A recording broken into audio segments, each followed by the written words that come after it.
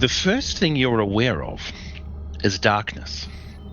Not the comforting kind, but the thick underwater sort where sound moves strangely and your own heartbeat feels too loud. Somewhere in that blackness, something hums, a low electric drone like a detuned radio trying to find a station that doesn't exist. Then memory hits you in jagged flashes. Sally Putinesca's elbow swinging towards Jack. The crowd kind of crowding around, ready to throw down. The strange static crawling through your tech like it was alive. The clue pointing you towards Silver Peak Mountain. The ranger station swallowed by roots and that oily black sludge. The radio crackling with a voice that shouldn't have been there. April's voice, calling from nowhere. And then the world shifted. Roots growing across the walls and the windows like time-lapse footage. Water from the loop facility pooling under your feet. A clock on the wall ticking backward. Apparitions flickering in and out like ghosts trapped in a dying VHS tape. You remember running. You remember the clock shattering. You remember the nausea, the vertigo, the sense of falling through something that wasn't air. And now, you wake. Not all at once, but in pieces like your minds are rebooting after a crash. There's a coldness in your bones that doesn't feel natural. The air tastes wrong, metallic, electric, like the moment before lightning strikes.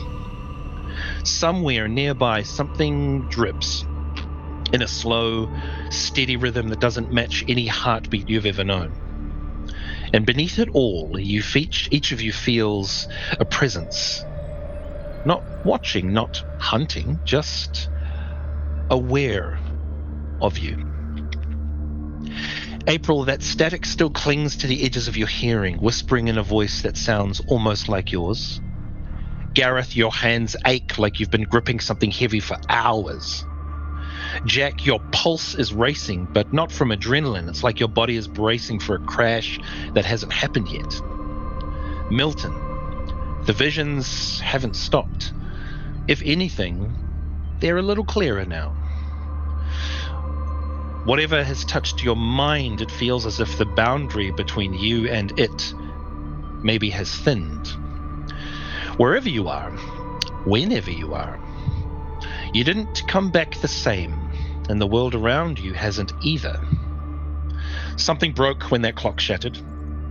Something old, something important, something that maybe wasn't meant to be touched. And now it's waking up. And you come to with a jolt on the ground.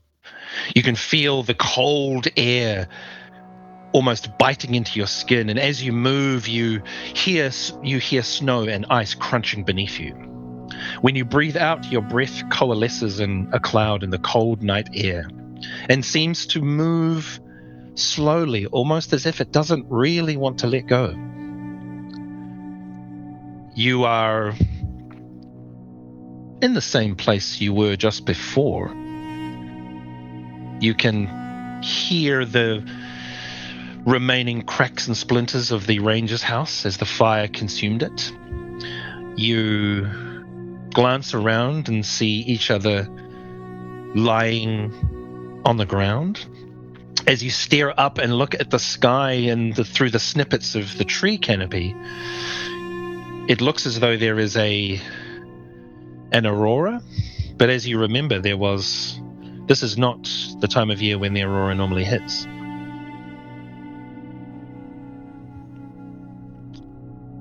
There is a sense of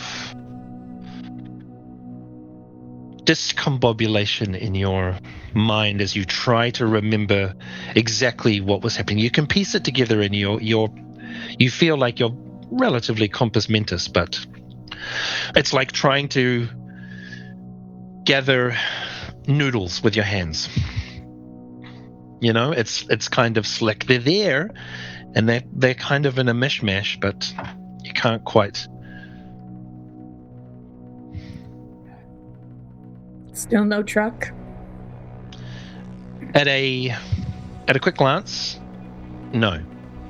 But like currently, you're like if you want to get up and have an actual look around for it, you can.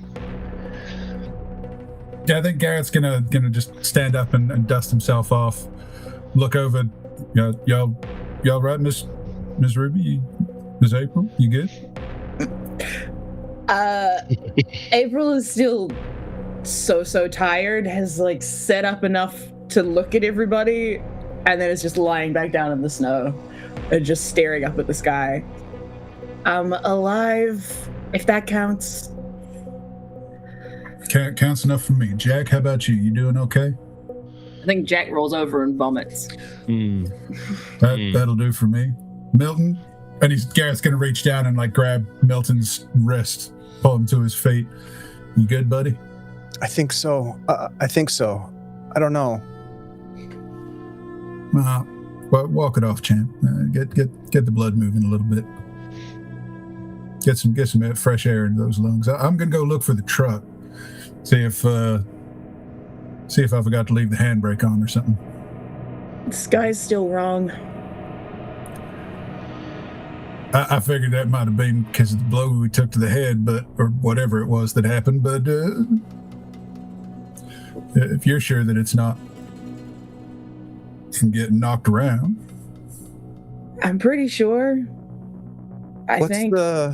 What's the last thing you remember?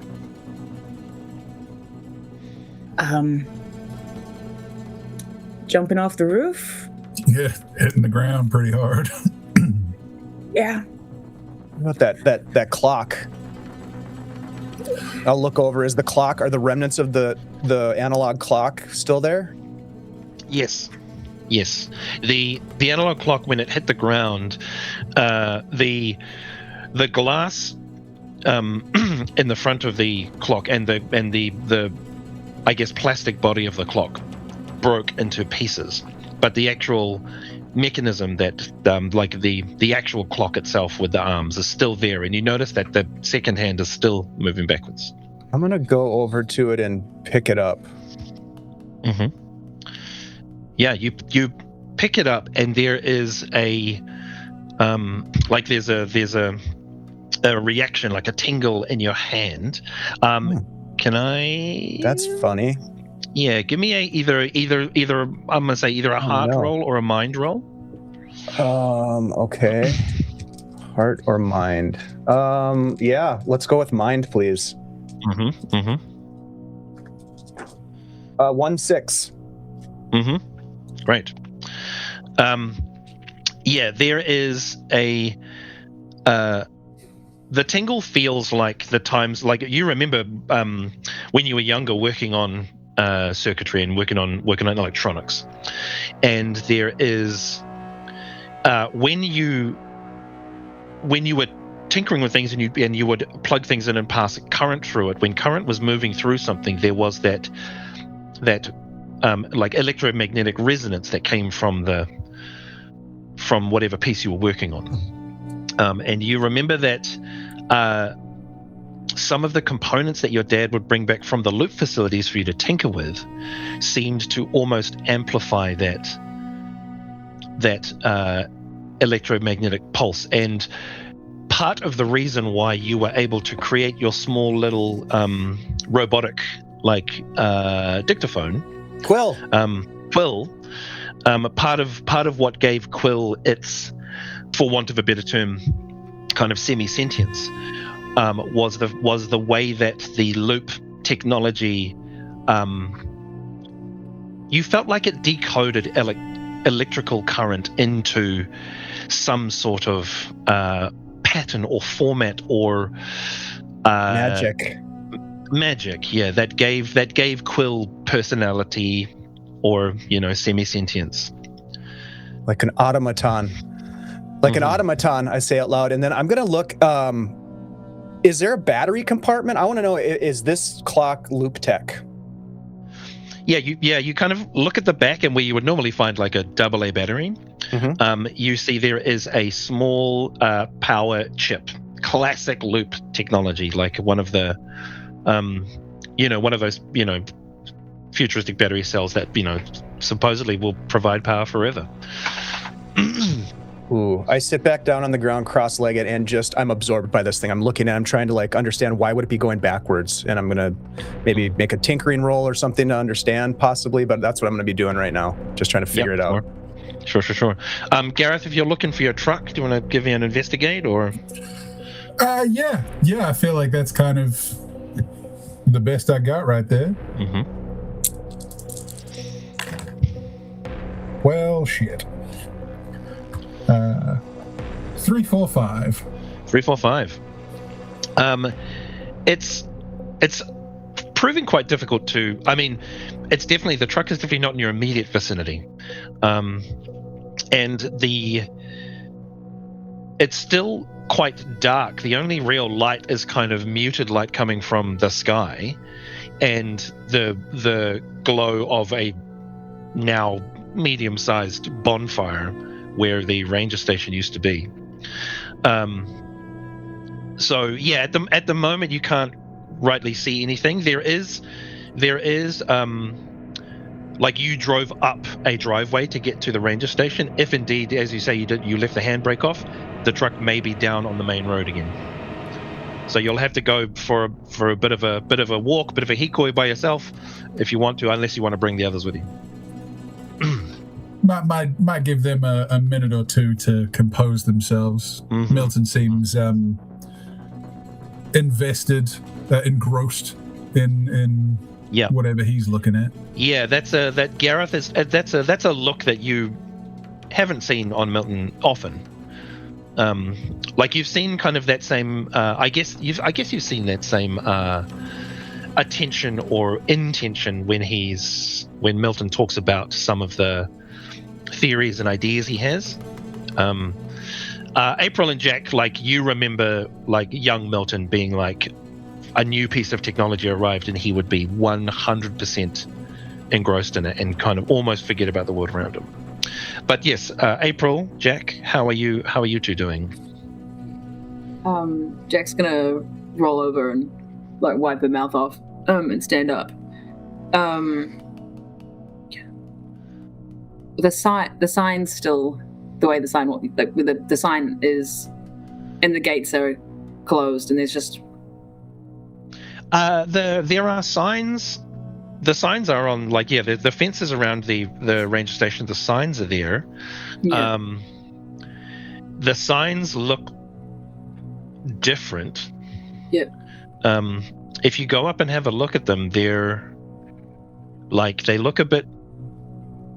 It's not that they look old and degraded. Yeah. They just look kinda off. Mm.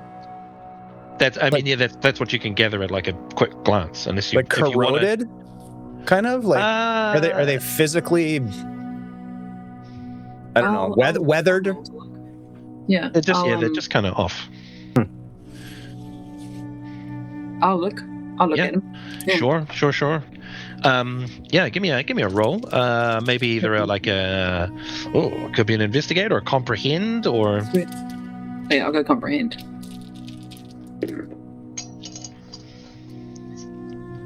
Remind me what I was aiming for.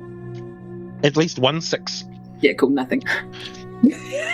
You get up close to this sign, and it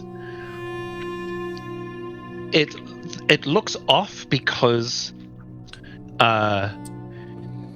you remember having vivid dreams as a young person, and in those dreams, every time you try to read a book, the symbols, the glyphs that should be letters, are garbled. And you look at the sign and you go, that is the sign that was on the fence, and that was the sign about the ranger station. And then when you actually try to look at the letters, they're off. So you look at the sign and you know it's that sign, but when you try to analyze the sign, it doesn't make sense.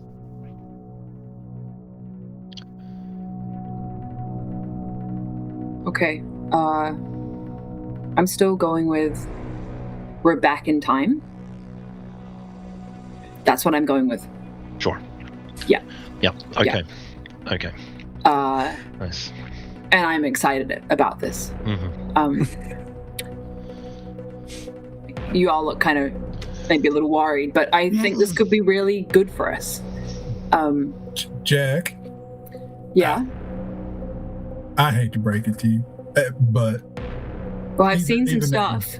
I mean, I'm sure you've seen some stuff, Jack, but even a passing understanding of the glories of Mr. Michael J. Fox, or even even Mr. Schwarzenegger would tell you that going back in time and burning down a building would mean that the building we drove up to was burnt down, and it was not. Exactly. But thank you, Milton. I appreciate your support there, bud.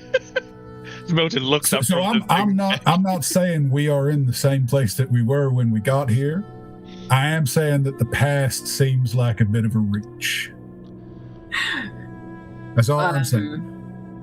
I did invite you to watch The Terminator the other day, but I understand that you were busy with whatever it was you were doing. Okay, so when we're not in the past. Sure. Cool. I'm gonna kick the fence.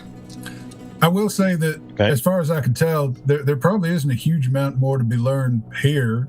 So if we want to find out more about what's going on, we're probably going to have to head on back.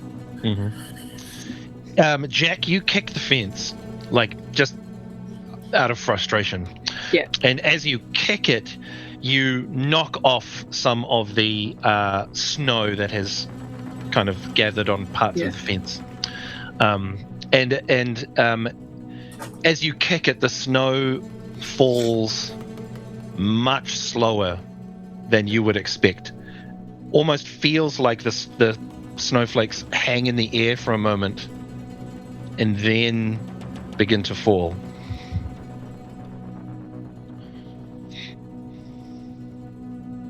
Okay, Yeah, that's weird. I have a new theory. I think we're not on our planet. Dimension. Love it. Yeah, okay, Milton. Dimension. I don't think. Oh. It's called planar travel. Check the DM's guide. Milton, if we've planar traveled and we need to go back probably to our plane, theoretically, probably would be a good idea. Can we go back at a different point in time? Anything's possible. Okay. Cool. Finally setting up when Let's people are leave. talking about different dimensions of shit. So, if I want to try, I think April's going to get up very slowly, very tired. She went through all this stuff after a full day at work, and is going to start trudging down the road in order to try and get to a point where she can like look out over the town a bit better and see a bit more of the like full landscape. Yeah. Nice. Do you tell the gang that, or do you just get up and storm off? No, she's a bit in her head for a bit. So I think she's just getting up, walking pretty slowly. She's not like in a huff, but she's like tired and pensive and walking away. Yeah, nice. Cool. Yeah, you'll see April head off in the direction, Gareth, you were intending to go. Jack's gonna fall in behind. Yeah, sure. Yeah. Yep. Milt, you coming? Yeah. Bring it with you, buddy. All right. It'll be fun. Allan, would I have gleaned anything while I was tinkering with this tech? Any additional information? Like, basically, I'm trying to figure out why it would be going backwards. Well, it's those clocks were never designed to run backwards because they were meant to march the passage of time. You do, as you flip it over and you check out like the battery and stuff, you do see that there are the classic little dials that you can switch to adjust the hour and the minute, as well as looks like there is a button, your classic reset button that will reset the second hand to 0. I mean, I can't help as a 15-year-old boy. It would be out of character for me not to, because it's there and only because it's there, to push the reset button. Immediately. Yeah. So Milton, you kind of like, of course, the reset button, and you hit it, and the second hand that was moving backwards snaps back into the 0 position, and as it does, like Gareth and April and Jack, you're heading down the path. Milton, you hit this, and when the second hand resets to 0, you hear almost like a crack of a whip, like the sound barrier is broken. Just it hits with like a whoosh, and that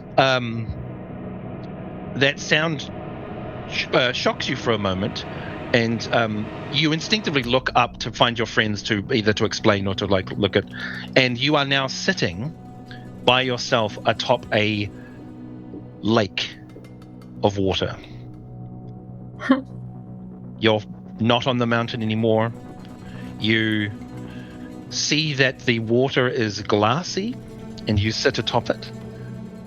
There is, as far as the eye can see, it's just water. Where it meets the horizon, you see a murky. It's not a clear night, but there is a murkiness to what's around you, and it feels very dark and very cold, but very, very alone. Am I sitting in the water? You are sitting like on the water. You're like, you can feel the water kind of, on your legs. Like a wetness or a coolness? Yep. I'm going to stand up. Yeah, you stand up, and guys, you hear your voice like fade out into the distance before it then returns in that distorted, like garbled, staticky thing, like it was coming through a speaker. Jack? Give me a comprehend roll, please, Milton. Okay. 1 success. Okay. You call out to your friends, and you again hear your voice fade off into the distance before it then comes back in that distorted, static sound and format. And you feel a presence behind you. I'm going to slowly turn to see if there's anything there. You turn and see standing on the water a humanoid shape. A little bit taller than you, but the shape itself looks like it's made out of static and white noise, like from a TV. And hello? You turn and you call out to it, say hello, and when your voice fades out to the distance and then comes back, you hear a different kind of voice. You hear another voice, a voice you've heard before in some of your other episodes and some of the other visions you've had. It just says, "I'm here, Milton. I'm here." Mordenkainen. I knew it. Where are my friends? Are they okay?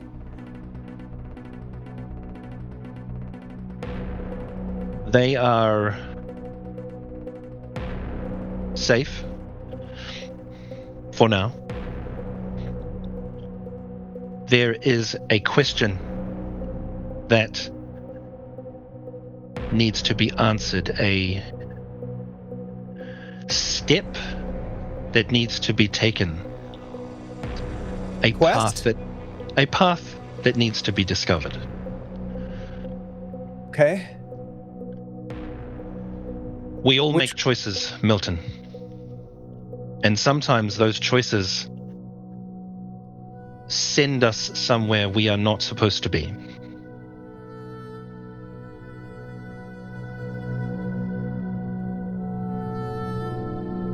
Which way do I go? Anyway, you choose. I'll look down at the clock in my hands, turn it over so I can see the clock face. Mm-hmm. Is the second hand moving again? It is. No, it isn't. Well, I need my friends to help me. Yes, you do. I cannot help you the way you think I can. There are rules. There are mechanics that we can't shift from without unraveling the whole game. I think I understand. Just How do I... start walking. Keep your friends in your mind, in your heart, and you will find them. How do I contact you if I need guidance?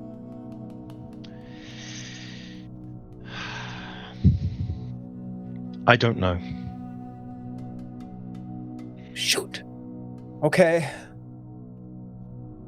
Well, I'm just gonna look around. Do I have my backpack? You just have, it's just you and the clock. Okay. And there's a strange figure that looks like television static in front of me. Mm-hmm. I'm just gonna raise a hand and sort of like do a broad wave towards it. Mm-hmm. It raises a hand. Same hand or like a mirrored? It raises, it's not mirrored. You Okay. wave and you wave a few times and it just raises a hand and kind of waves once. Okay. Okay, just pick a direction, I guess. I just look around, it's just blackness. Mm-hmm. Mm-hmm. Just pick a direction, any old direction. Milton, you got this, buddy. You can do this. Okay, I'm picking a direction, and I'm just going to start walking that way. Yeah.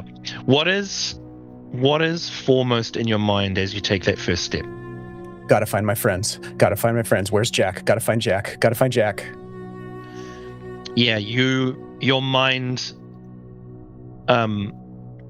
crystallizes into an enduring memory of Jack that you have, and you take that first step and plunge into the water.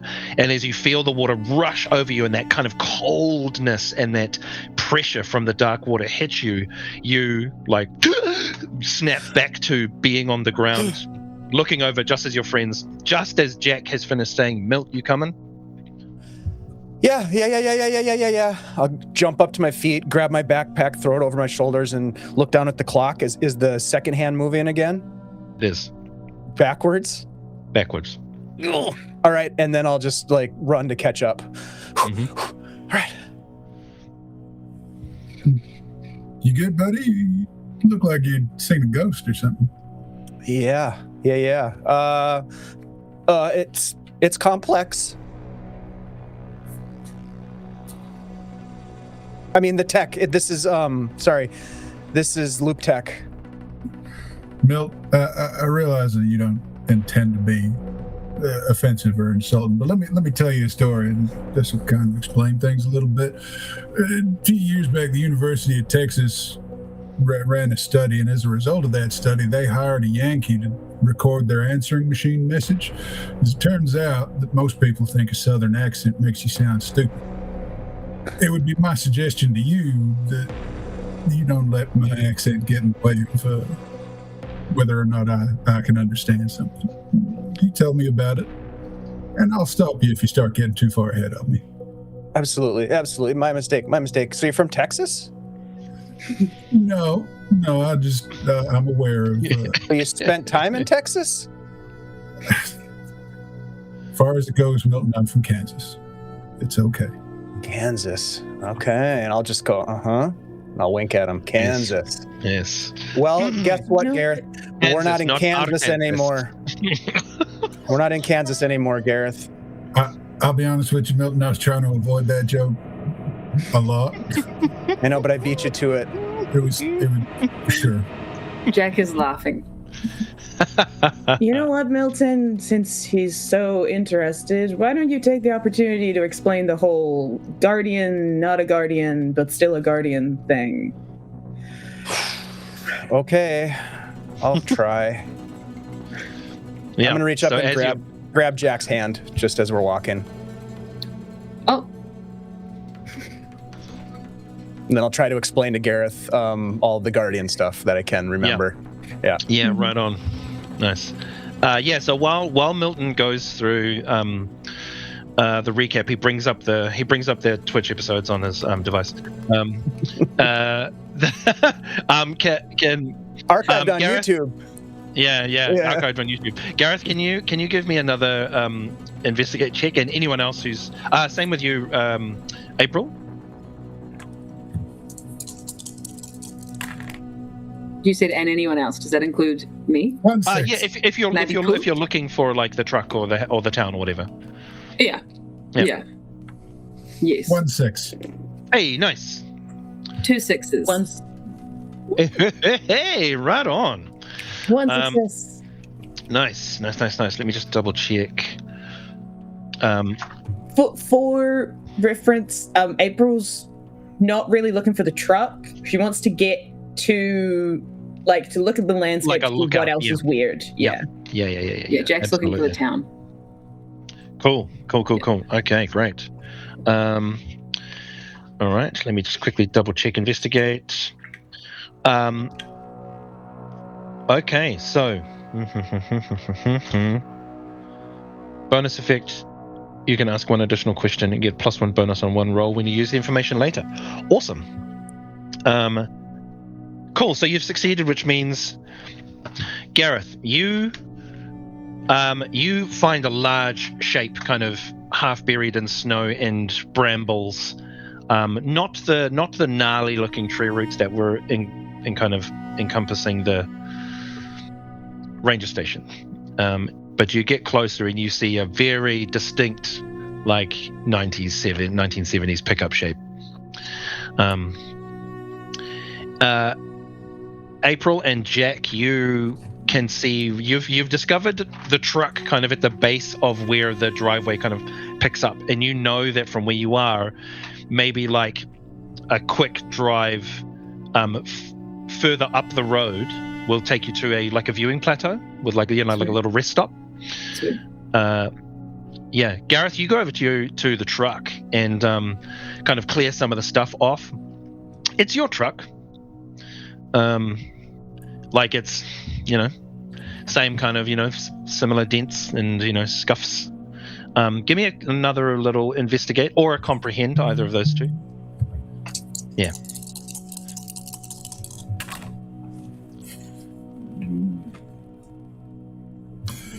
1, 2, 3. Awesome.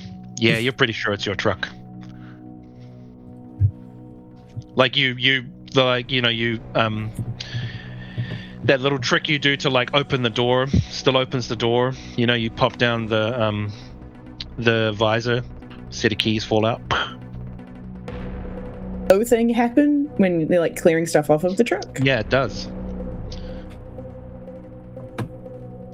Everything, when the snow, falls, it hangs in the air for a moment and then resumes falling.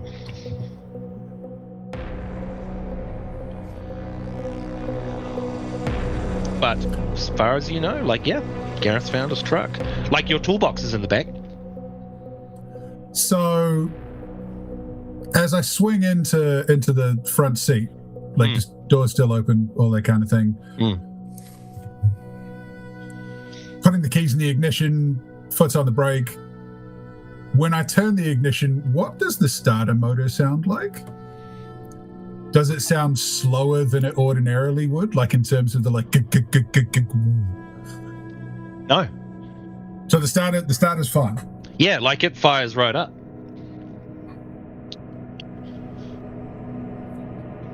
Well, I mean, we got wheels if we need them. Are there leaves on any trees? Yeah, sort of. I mean, it's kind of midwinter, so. Cool. Yeah. No. Can I snap a twig off a tree and drop it? Yep. Same thing happens. As with the snow? As with the snow. It hangs in the air for a bit before then it resumes falling. That's not the right physics. Yeah, that's what I was thinking. Physics is a little fucked. Gareth, can we go to the lookout? It's up the road. You point, I drive. I'm fine with it. Yeah. Jump on in. Let's go. Hold on, let me get my belt on. So the question I have, Allan, is as I pull away, like I know my truck. Like I've rebuilt my truck. Does my truck's performance, like snow notwithstanding, and the fact that it's winter, does the performance of the truck feel different? Yeah. Yeah, it does. Ow, shucks. It does. Like it's a little bit like brakes are a little bit tighter. It's a bit more responsive. Handles a bit better. Sound coming out of the stereo? Yeah. Is it the same tape that I put in there? Yeah, is it the tapes that we've... Yeah, the one you left in there, it is. Yeah. Yeah. And is the sound is they're like chill. Clear and normal, or yes. the sound is... So the question I have is when we get to like a relatively straight bit of road, and I'm assuming there aren't many other vehicles around, what happens when I take my hand off the wheel? Oh. You take your hand off the wheel, and it does that like thing. I'm not doing it for long. I just want to see what the wheel alignment's like. Yeah, like it's straight as an arrow. As I like grab back on, the elbow on the window ledge, finger over the hooked over. I'm like, chewing on my lip. Like this is my truck, but this is not my truck. What's the problem, Gareth? You okay? What do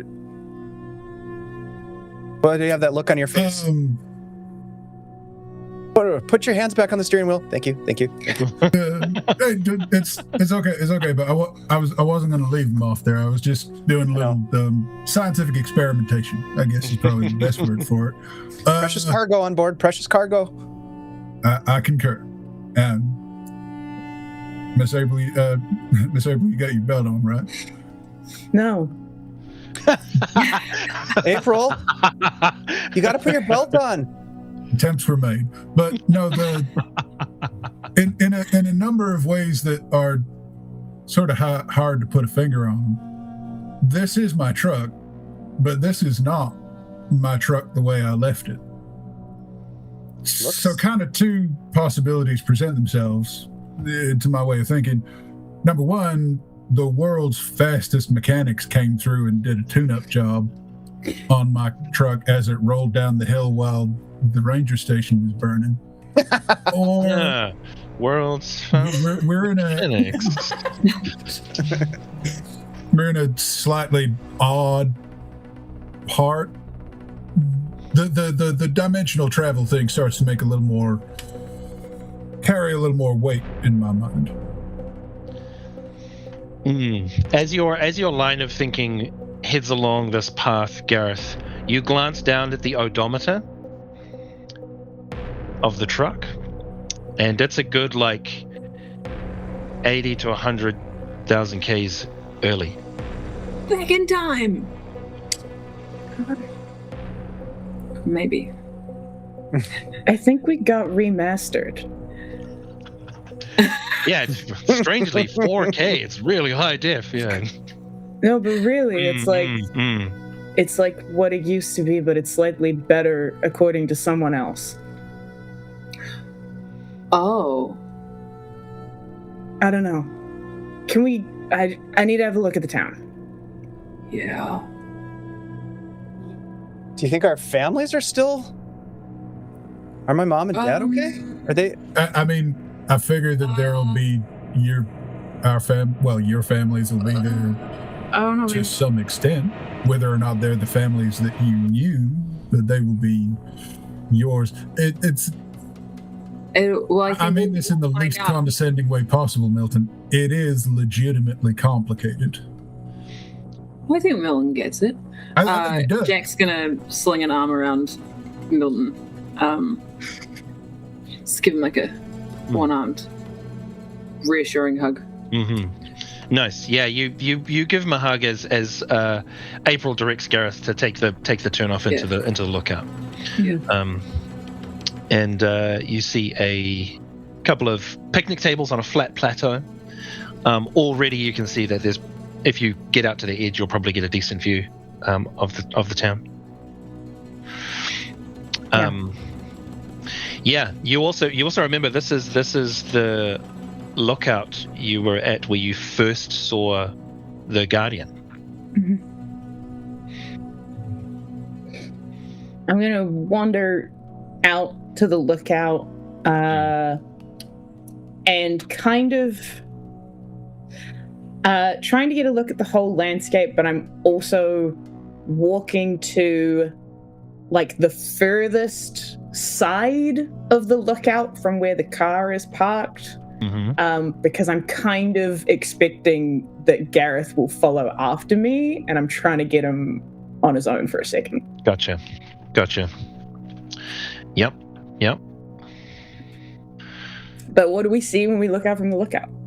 As you head to the edge, you see the town. Pinehurst is still there.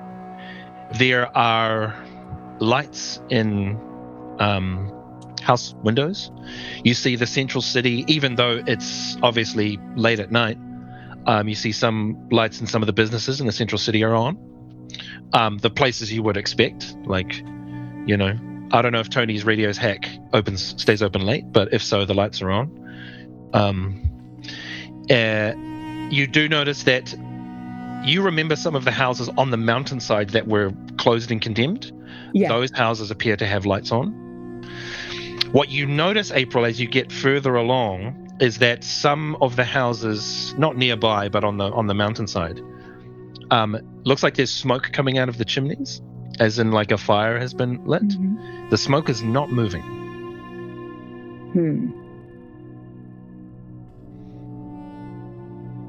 Okay. Yeah. Give me an investigation once you get all the way out to the edge.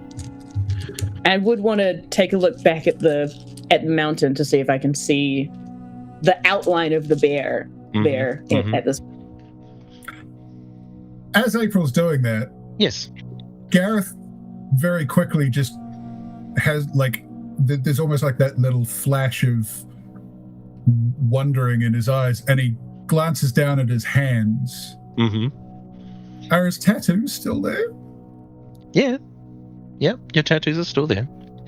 In fact, you glance at you glance talking about the remastering. I'm like,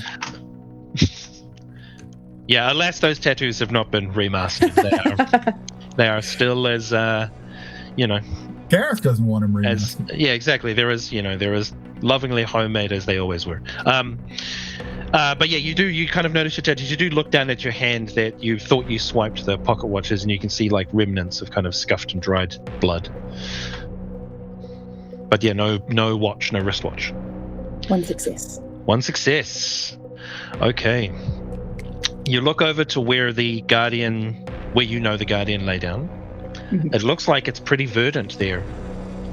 Like it looks like the trees and the things. I mean, obviously they don't have leaves on them because it's midwinter, but it's a lot denser than it was when you woke up this morning. You know what I mean? Mhm. Glancing at the top of Silver Peak, there is a distinctly almost singular light near the peak. Yeah. That looks like it's one of the highest points on the peak, and you remember going there a couple of times with the gang because it gives you a really great view of Pinehurst, Crystal Lake, and then around also to the loop facility. Mhm. Like it's a really great spot to kind of get an even better view. But that's like a walk up through the trees kind of thing. That's like on a hike? that's a hike to the peak. Yeah. Cool. Okay. Cool. Have I managed to successfully lure Gareth to it on his own, or is he sticking with the rest of the That's crew? up to the gang. That's what I'm asking. Jack will have gone to look at the town, so won't necessarily have followed you over if can get vantage point from spot. Yeah. Jack, give me a Does my earlier roll count? No, 2 6s I got. No, because that was because you were looking for the town, right? Yeah. Yes, I was looking of for the course. town. Oh, thank you for reminding me. No problem. I mean, yeah, you get there and you see Pinehurst. Cool. There is a moment where your mind crystallizes into like one moment, and you glance at a part in Pinehurst that you keenly remember. Well, you don't remember it that well. Yeah. There was an event that happened where something changed for Jack. And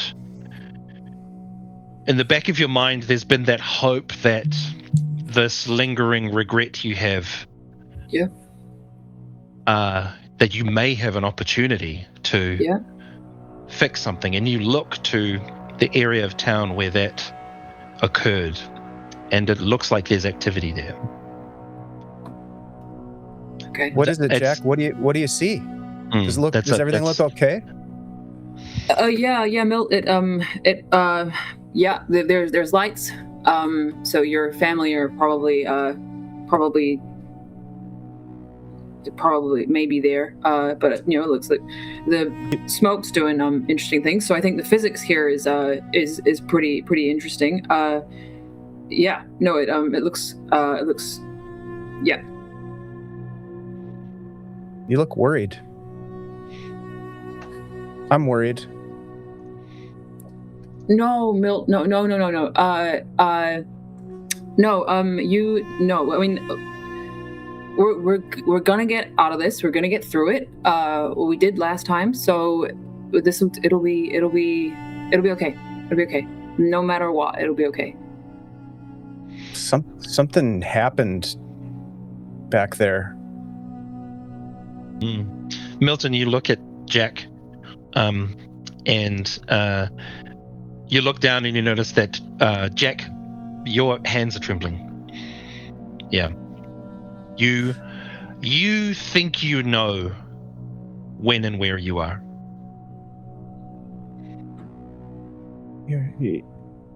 I'm gonna reach out and grab your hands. Hey. Maybe I'm right, Milt. Maybe I'm right. Of course you're right. We're gonna figure this out. We're gonna figure it because we're together. We can do this together. I'm really glad that you're here. I'm just gonna like reach and hug. I'm so glad you're with us. I'm so glad you're with me right now. You're so strong. You're the strongest. It's cool.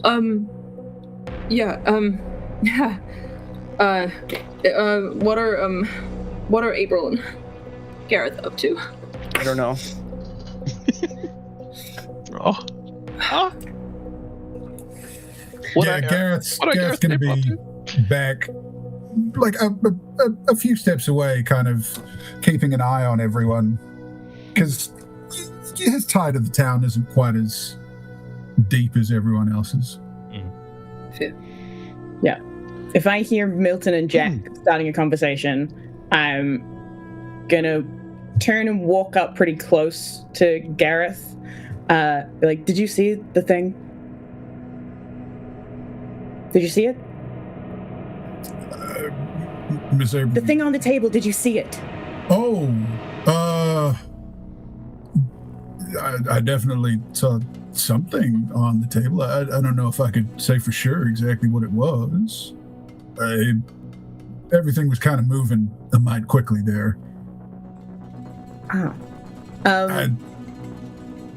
So things got a little weird in there, and I don't just mean the fire or the weird growths either. Things are weird right now.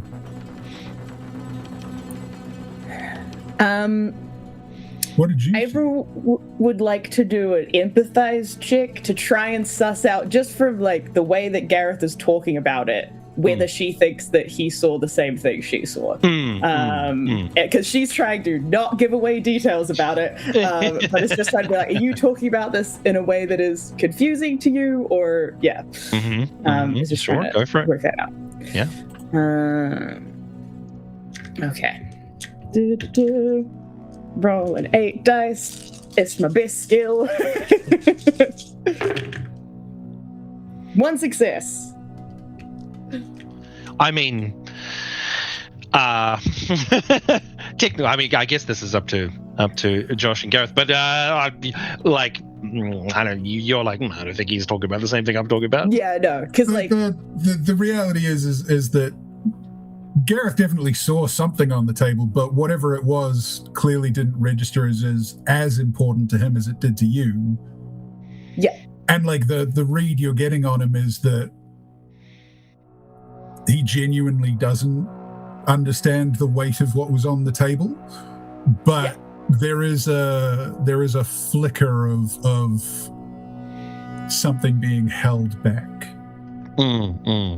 But whatever he's holding back, it wasn't about whatever was on the table. Sure. Okay, cool. I saw a person, and I think I'm trying to work out if that's just my mind freaking out. Did you see a person? I certainly saw something that looked vaguely person-ish, like it was humanoid in shape. I didn't see a great deal of detail. Look, there was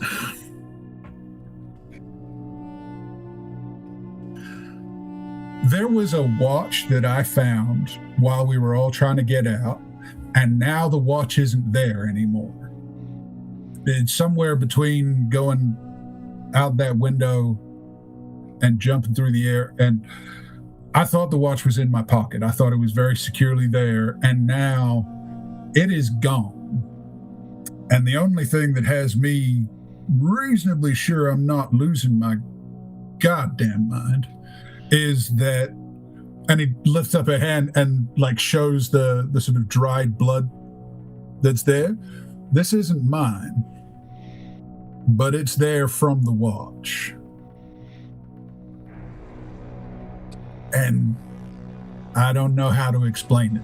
I don't know how to explain that watch being there. Shouldn't be, but by any means. April. If you say you saw a person, sorry, one more time.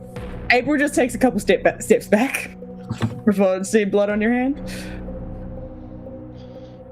Miss April, I feel like we've both seen Jack come out of her bullshit often enough to know that if I'd hurt somebody, the blood would be on the outside of my hand.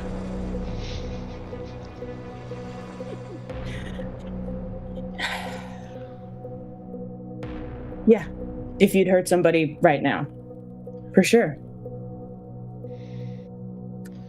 Who did you see, Miss April?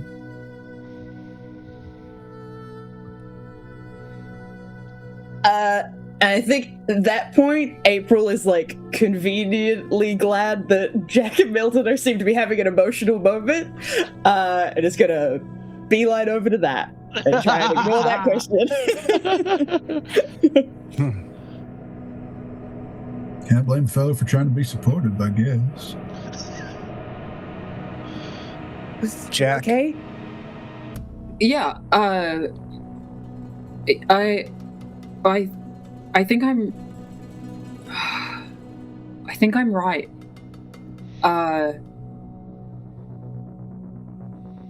And she points across town to a house that looks particularly lit up. And almost if you like concentrated and craned in, it would feel almost like you could hear the sound coming from it. And Jack goes, I think I'm at that party.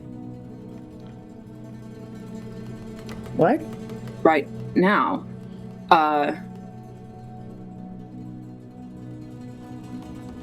I want to go.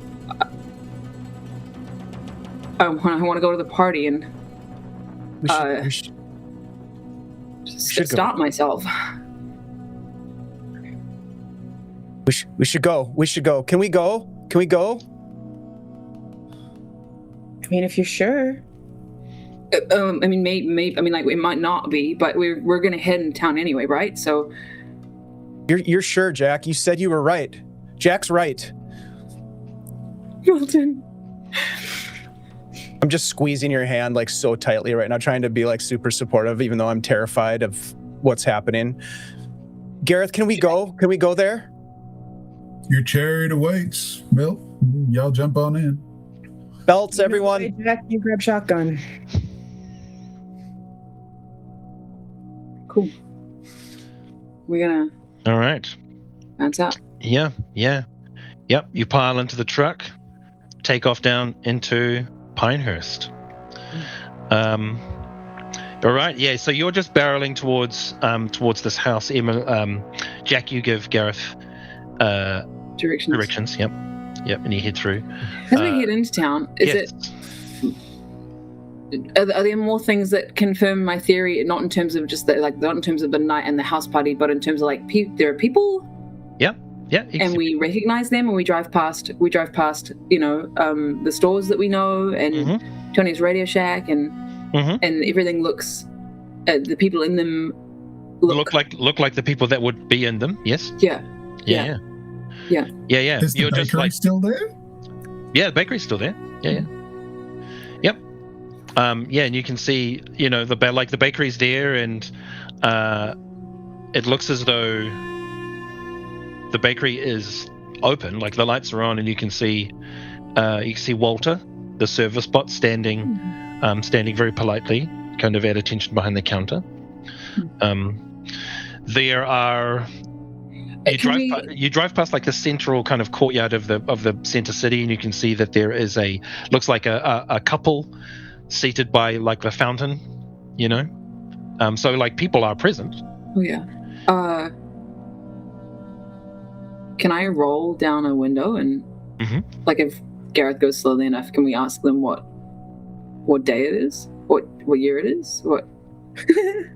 You can try. Yeah. You roll down a window. You there, boy? What do no, Jack is brilliant. Jack literally blows out the window what day is it? You like yell out, what day is it? These people at the fountain don't seem to hear you. They seem pretty focused on the fountain. Their own lives. Okay.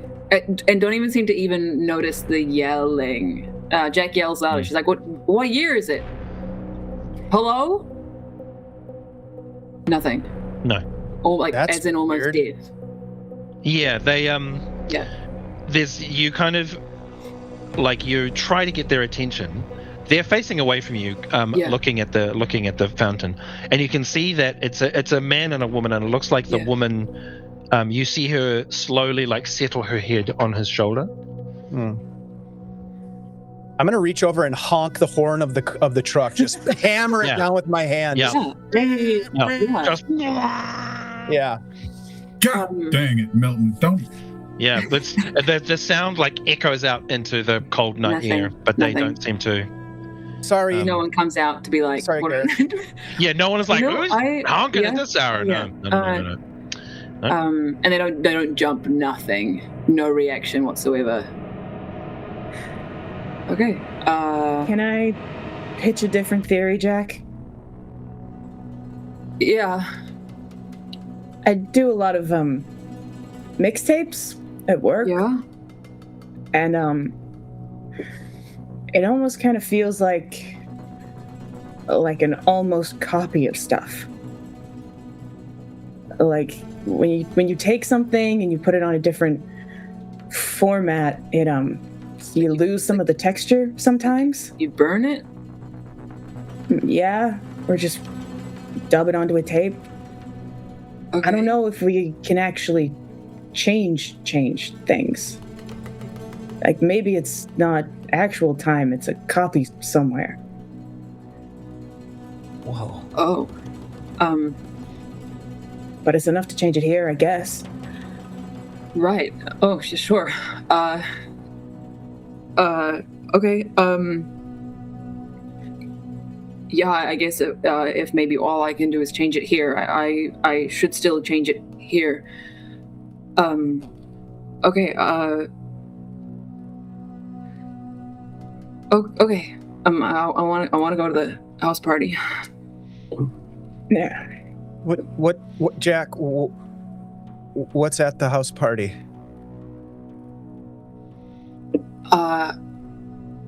I didn't tell you because I'm not proud of it, Milt. It's not like it's a secret. I didn't want you to know, and I told Tiffany not to tell you.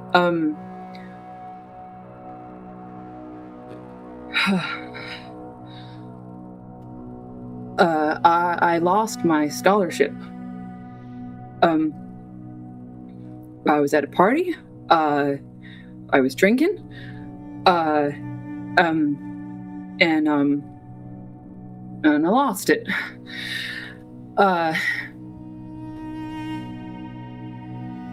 Yeah. I can't afford college, and I was hoping to go pro anyway. It's kind of difficult to go pro. Not a lot of routes. I lost it. But if maybe we can change it for this, Jack. That would be better than nothing. Jack. I love you whether or not you have a scholarship. You're one of my best friends. And I heard recently that we have to make decisions, and sometimes those decisions take us to places that we don't belong. And that might be where we are now. It might be where we were then. But we're together. And I'm here. We're all here for you, Jack. No matter what. Right, guys? Thanks. Put a hand on your shoulder from the back seat. Yeah. Cool. Yeah, I don't know if I agree with that, Milt, on decisions. I really wish I'd made a different one. But you're not wrong. We're together, and that's better than nothing. Gareth, just looking straight ahead, steering with one hand, like, does that real, like, soft punch on Jack's shoulder, and just very softly, like, it's not intended for everyone in the car, it's just intended for Jack. This is no problem if anybody else hears it, but he just says, if wishes were fishes, the poor would feast, Jack. Well, guys, let's go change alternate Jack's mind. Yeah, I'm really in the mood for a party right now. I would have pitched future there, Milton, but, like, mind is fine too, I guess. I've never been to a party before. You've never been to a party? Not like a party. Of course, I've been to like birthday You talk parties. about parties all the time. I thought that was a thing in D&D. Oh well, yeah, but it's well, Slightly different kind of thing. yeah. I mean, not like this kind of party. Okay. So you arrive at a house party. Looks like a 2-story house. There are looks like multicolored lights coming from indoors. You arrive and you're fairly certain you can hear music coming from the inside. Does it sound weird? Yeah, it sounds a little bit weird. That could just be because you're outside the house. Okay. Whose party was it? Do you remember? Honestly, no. It was one of those invites that it just kind of went around the school, and I rocked up and realized I had an address, but I didn't really care who was throwing it, so it wasn't really I didn't really As long as it's not Sally, we'll probably be fine. yeah, I don't. Jack's starting to realize also Jack doesn't remember a lot of the evening in the first place. Actually, nice. In the slightest. Yeah. Are you still in the truck? Kind of. Yeah, I think we're in the truck. Yep. Yeah. Looking at the house. Yep. I doubt Jack drove herself there, because that wouldn't be sensible. I'm possibly looking around to see if there's a vehicle that I recognize. Yeah, you got a lift to this party with someone you knew, and their car is parked on the street. Oh yeah, sweet. Okay, cool. Yep. Yeah. Okay. Well, I think I'm here. Jesse's wagon. So I'm inside. Okay. And Jack gets out of the car. Whoa, hold. Sorry, the truck. Rain No, yeah. it in. I need to ask a question that's probably going to sound kind of crazy, and I need your input on it, Jack, but mostly I think it's Milton that I'm talking to here. What are we thinking when it comes to the interaction of the same substance in the same space? Oh, we're gonna blow up Because there's a few theories there. Oh yeah. Yeah, that is a possibility. Right? Yeah. It's likely. So my question to you, Jack, is how well do you remember your movement, what you were doing at this party? Because if we need to keep you from coming into contact with yourself, lest this dimension and everything in it be potentially destroyed in a paroxysm of fire and splitting atoms, maybe we need to have something that slightly better resembles a plan before walking in through the door. Also, Jack is realizing this is mortifying. Jack's never run over this night in detail before with anyone. Well, I arrived. there were there's a pool in the back. There was beer pong. People were smoking in the garage.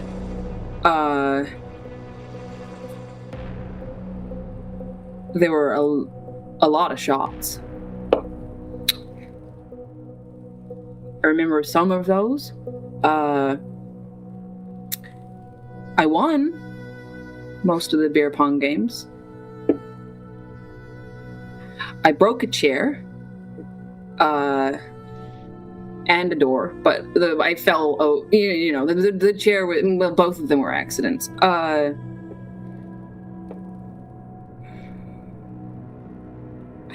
think there was a fight, but like later in the evening.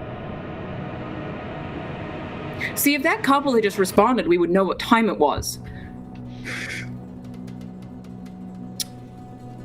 I'm probably at the beer pong table. So, unless anybody's got some big ideas here, what I'm hearing is that if we break up this party early, you're left without any real ability to make the poor decisions that will lead you to losing your scholarship. Right? Yeah. I mean, I was thinking that we just like sit on Jack or something. But no, you're absolutely right. If we stop the party before the cops arrive.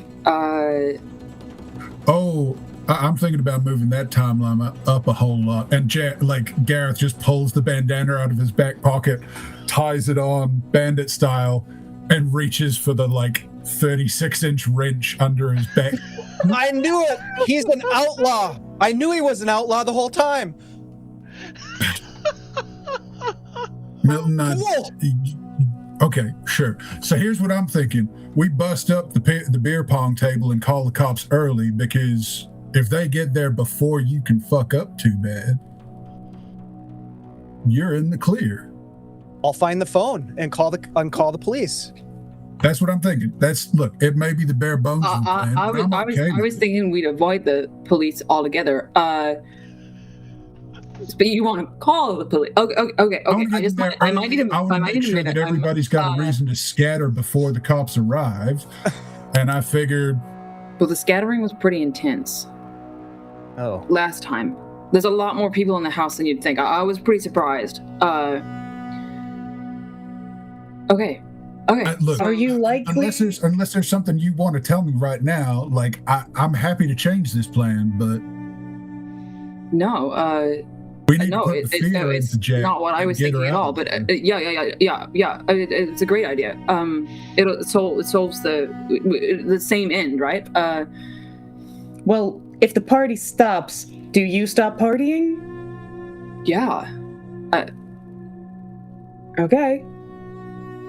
Jack looks at April, mortified and new, and goes, yeah. It was, it was my first party. It was my first time drinking, and I lock eyes with April, and Jack's like, all of the decisions that I have made since have come from tonight. None of those decisions are even a factor if tonight doesn't happen. Okay. Yeah. Gareth looks at Milton and goes, I feel like they're talking their own kind of code thing going on here. You want a bandana, buddy? I got another one in the glove box. Definitely. You got another wrench? Oh, I got a crowbar in the toolbox on the back, or I should do. Again, I'm still not 100% sure how much this is my truck or a truck that is exactly like mine but better. But I guess we'll find out, right? Pops Where the was glove the box. sound system? Pops the glove box. Luckily, there is still a spare bandana in there. Chucks that to Milton. Basement with the beer pong table. Got it. Alright. But basement leads out to the pool. Stick them up. Yeah. Yeah. Don't pretend you have a gun, Milton, please. Stick 'em up. Bad idea, Milton. You're looking for a phone. Guys, if I just want to clarify, if I call the cops on this party, does that make me a narc? Yeah. I think if you think about it, if you flip it, It's my first party. Milton, we're saving Jack. Okay, we're saving Jack from. Yeah, I know. From This is my Jack. first as it party. turns out. And now I'm gonna be a narc. I like the outlaw. Well, okay, fine. Let's go. Okay. Think even more like vigilante, Milton. You'll be fine. Yeah. Yeah, stick them up. Isn't So like April, Jack, and two vigilantes head towards the door. Yeah, you get close and you can hear the kind of that muffled like, of music from the basement. You can hear voices, and you head up to the door and open the door and head into a house that is just alive with noise and light and sound. And you can see that there are people kind of staggering across the lounge, and you head in the door and turn to your right, and you can see there's like a couple up against the wall, like mid-kiss. And as you cross through the threshold, everything stops. You look at the people beside you, and you can see the breath between their mouths has stopped in midair. Someone's half stumbling off a couch. Looks as though someone just threw a beer can and it's suspended in midair. Do we think this is good, guys? You look towards like a set of French doors that head out towards the pool, and you can see Jack. Red plastic cup, high in the air, massive grin on her face. The beer has kind of sloshed out of the cup and is suspended above Jack's face. And you can see just beyond Jack, by the French doors that lead out to the pool, with her eyes locked on Jack, lips parted as though she's in the midst of saying something, clutching a jacket to her chest in a really nice, like, kind of pink skirt and like leopard print top. You see Sally Puttanesca. Right behind Jack. Milton, you are, when you came in the door, you are the closest to this couple that are suspended mid-kiss. And as you get closer, you hear almost like echoes of conversation. You hear a woman's voice saying, "I can't believe this is really happening." You hear a guy's voice being like, "Don't fuck it up, don't fuck it up, don't fuck it up."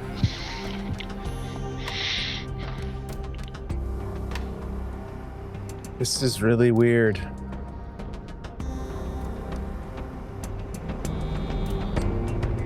I'm just gonna tap the beer can that's in midair.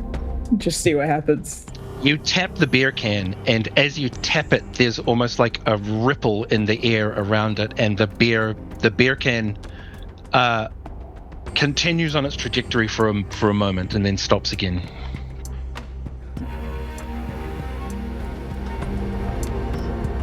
Okay. Okay, what do we do? What do we do? Jack, what do we do?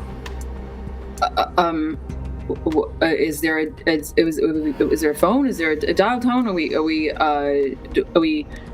Puttanesca! Give me a investigate check, all of you, please, or comprehend. Investigate or comprehend. Either. Calling of out those. Sally. This bitch. This.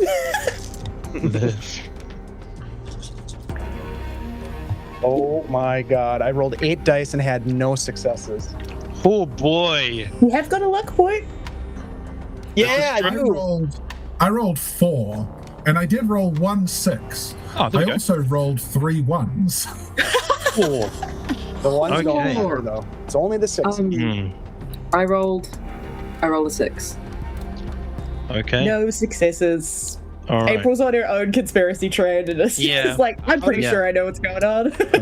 Allan, how does the luck work again? Luck essentially gives you a chance to re-roll any dice that weren't a success. I'm going to use my Similar luck. to, so if you're gonna, if you want to re-roll all those dice, Thank use you, luck. chat. 2 Yes, thank you very successes. Hey. There we go. Nice. Yeah. Okay. So who got? Gareth got a success. Jack got a success, and Milton got 2. And April is elsewhere. Yeah, right on. Okay. Milton, you do see a phone. There's a phone on the wall by just near the base of the stairs that go up to the second floor. Okay. And you notice on one of the counters on the side of the room, right beside a one of those rotating lights that kind of puts multicolored lights everywhere that you see on like DJ booths, you see another device, a somewhat new recording device that is pointed at the party. It doesn't look like any kind of like it's what was essentially the camcorder of the time. I see. Someone has brought a means of recording this epic house party.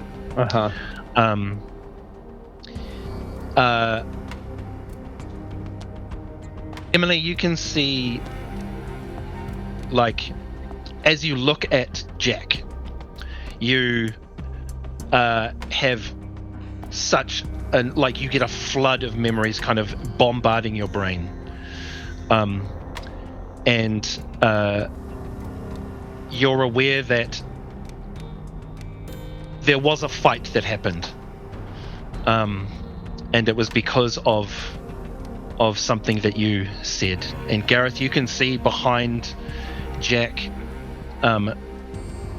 Sally begins to kind of waver a little bit, and Milton, you call out Puttanesca, and as you do so, you get a reflection again of snippets of voice, Sally's voice, and you hear her saying, "I just have to tell you, I'm just going to be honest, please don't laugh."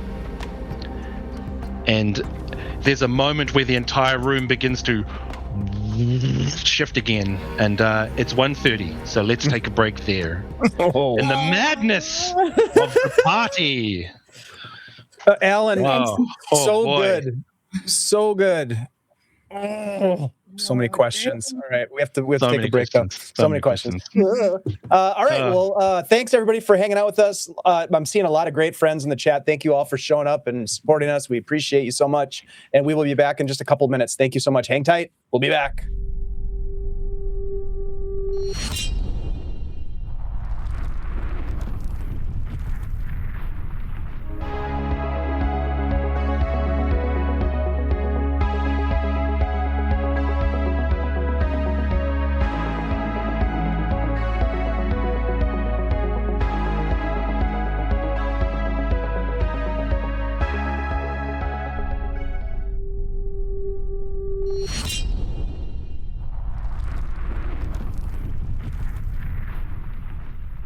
Welcome back, everyone. Before the break, the gang had arrived at a house party.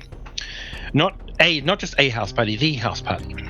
The house party where Jack, the trajectory of Jack's life changed drastically.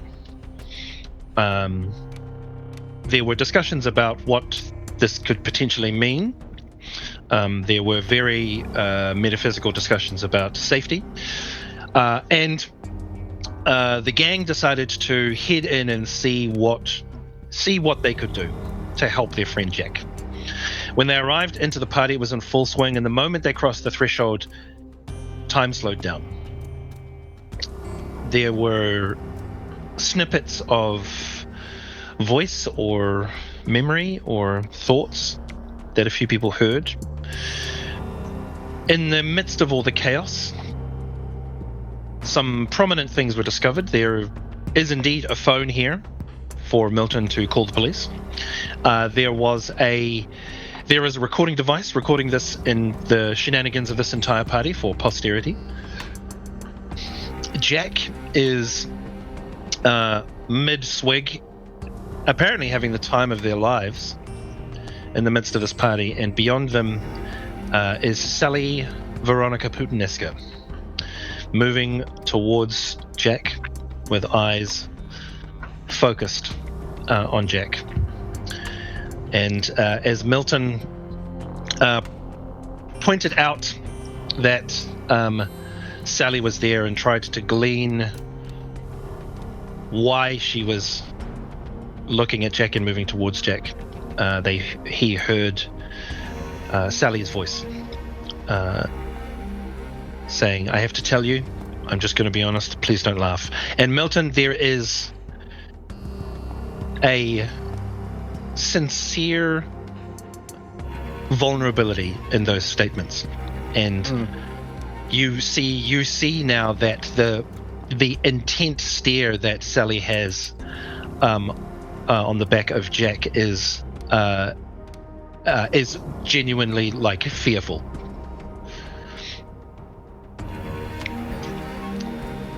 And as you stand there and glean this information from Sally, you see the room, time begins to kind of shift again forward. The beer can continues its trajectory, and there is a moment where, again, it's not your standard linear progression of time. It jumps and stops and starts. And before you know it, you find yourself in a point in time where the couple that were mid-kiss at the door are now making out on the couch. The beer can has smashed against a photo on the wall and cracked the glass. And you see Jack still in the same spot, but with Sally's hand on Jack's shoulder. Is anything Fucked it up, bandit. Sorry. Is anything There you coming to me? Coming back to you. Coming back to Jack. No. In terms of the memory of this moment coming back to Jack. Yes. Okay, cool. Sorry. Ruby, you go. No, I'm just gonna point at the dudes with the masks on, with the bandanas on their faces. They're like, fuck shit up. Okay. And I'm gonna Yes, ma'am. start walk to the beer pong table with the intention of throwing it in the pool.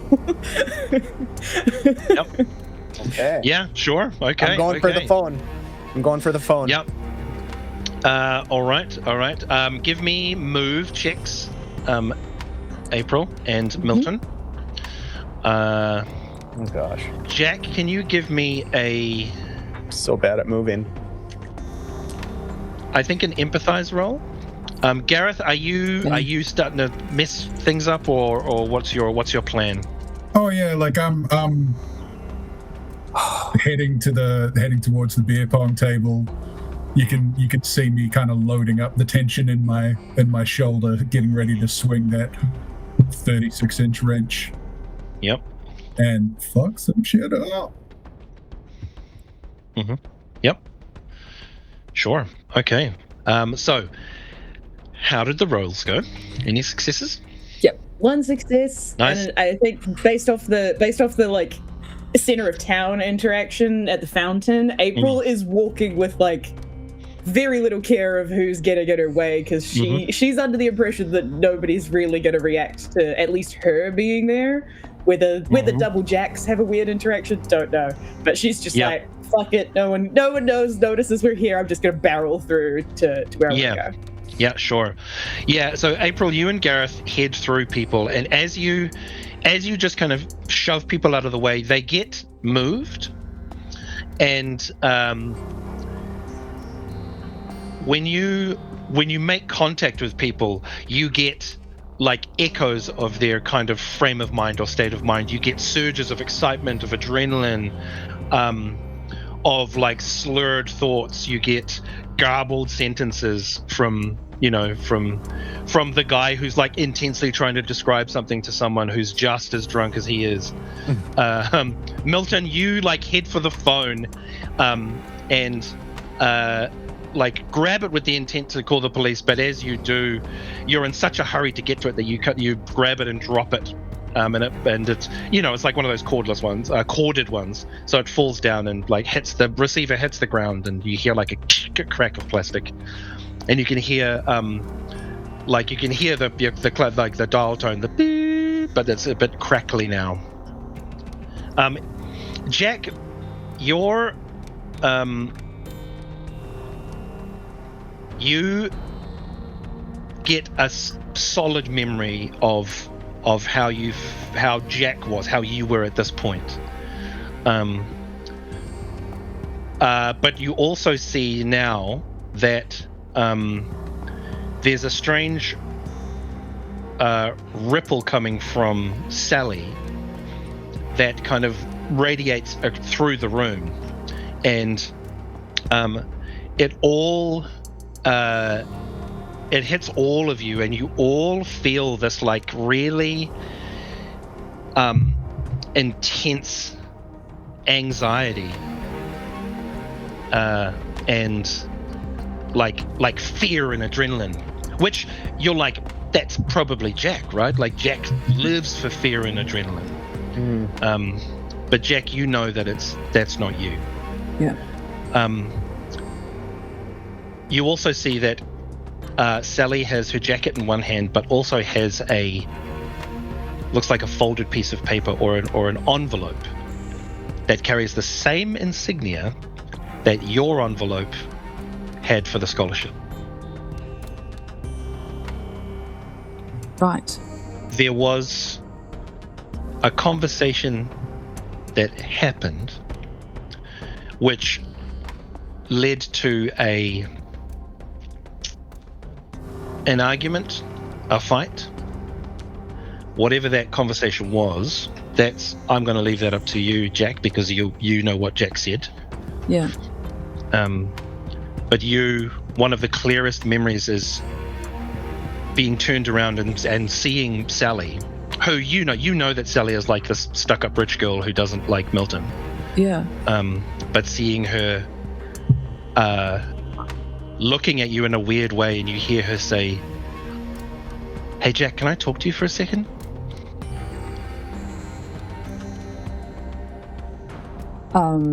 I think Jack, as inebriated as she is, rolls back on her heels, like half turns, rolls back on her heels, kind of clocks Sally, heard the sentence, and then barks a really sharp laugh.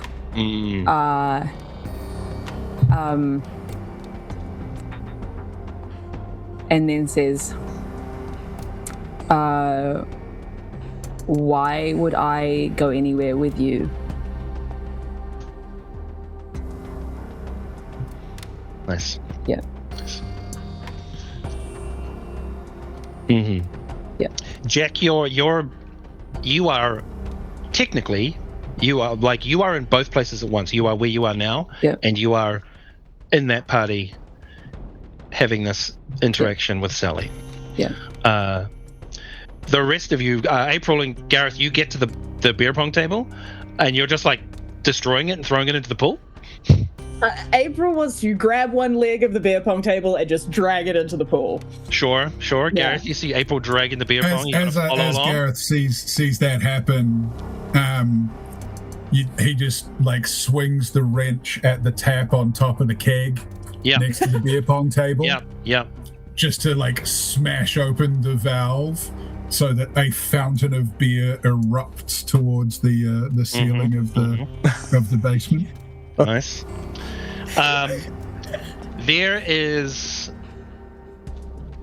There's you smash the tap and beer just erupts out, going everywhere. April, you drag the beer pong table over to the pool and huck it into the water.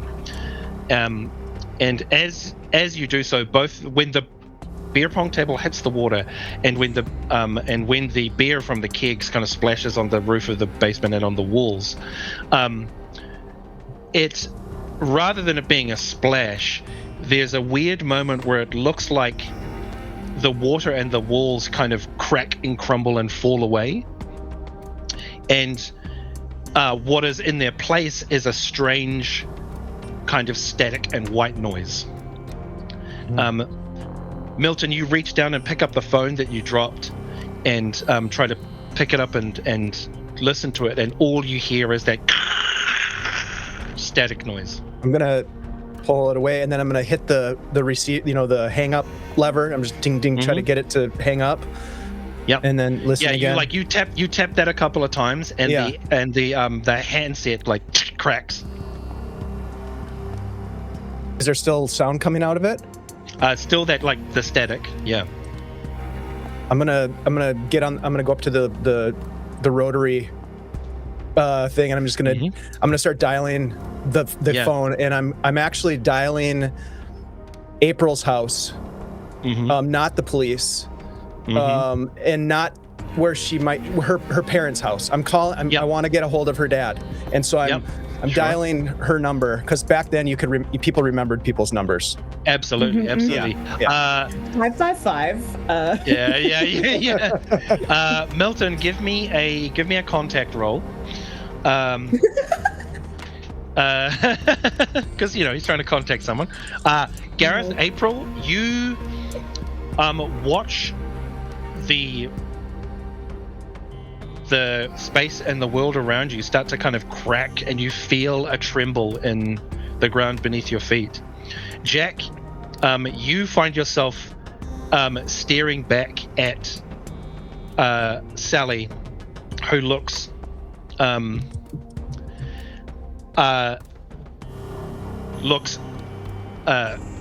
bewildered and hurt, and you can start to feel like things trembling around you. I need to change this too. Milton, you are listening. You dial the number, and you hear through the static. You can hear what sounds like something connects, and there's like a. What was your contact roll? Did you get any successes? I got one success. Sure. You think you can hear through the kind of garbled static, you can hear the voice of April's dad. Mr. Daniels? Yeah, just like... Mr. Daniels, it's Milton. It's Milton. Can you come and pick us up? We need... I'm with April and Jack. We need a ride. You just like try and outline as much information as you can. Address, the whole works. Yeah. I think over at the pool, April hears Mr. Daniels. And like looks up, pissed off. I look over at you. I look over at you, and you look at me, and we lock eyes, and I'm just like. And then also like catch Jack, who I think is still in the hallway. Jack is in. Jack, there are where you are at the pool. There are French doors that lead into kind of the main house. Jack and Sally are just inside those doors. Where's our Jack? You can. Well, that depends on you, Emily. Or have you got? Is that like the same now? I'm like 3 feet back from scared to touch.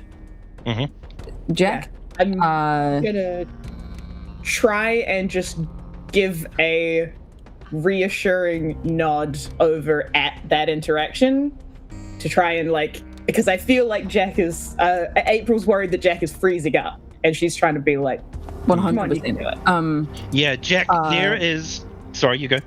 No, Jax is not certain whether to touch Sally or touch Jack. And I think she'll go with touching every decision Jack has made, and every decision I have made, have all led to very interesting places. I'm going to touch Jack. Mm-hmm. You head up and place your hands kind of on the back of your own shoulders. I need to stop this. Yeah. Yeah. And as you touch yourself, like the universe does not implode. First of all, Cool. I was worried about that. I will point out though, Right. April, you look up into the night sky, into the aurora that's not moving. Yeah. And you see that it looks like it's starting to flicker. But Jack, you reach forward and touch your own shoulders. Yep. And there is, you get a strong memory of this Jack remembering how much Sally hurt Milton. Yeah. And then just being filled with such a petty Yeah. rage that you remember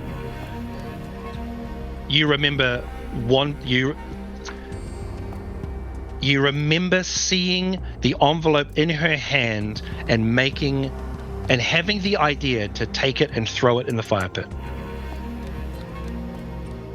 Dumb idea. With the physics that we have going on, in terms of, can I attempt, if we're sort of like mind linking ish, sort of like if I'm feeling one way, hopefully I can feel back, and I want to maybe, if possible, push back the loneliness that I have felt in the last several months. Caution over split-second decisions leading to horrors, and also the concept that you never know what someone else is going through. And I want to push as much, essentially, I guess, empathy into heavily inebriated Jack. Sure. Yeah, give me an empathize Okay. That's roll. beautiful. Yep. 2 6s. Cool. One for both of you. Yeah. Yeah.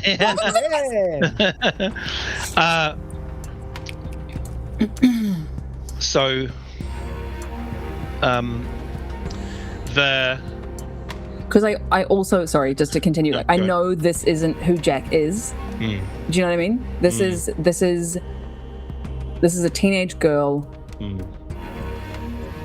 high on life and with no filters now, and like, you know, all barriers that would, like, all barriers and also like access to your internal values have disappeared, thanks to probably vodka, a bunch of rum, and then 4 really shitty beers. And she's not who she is right now.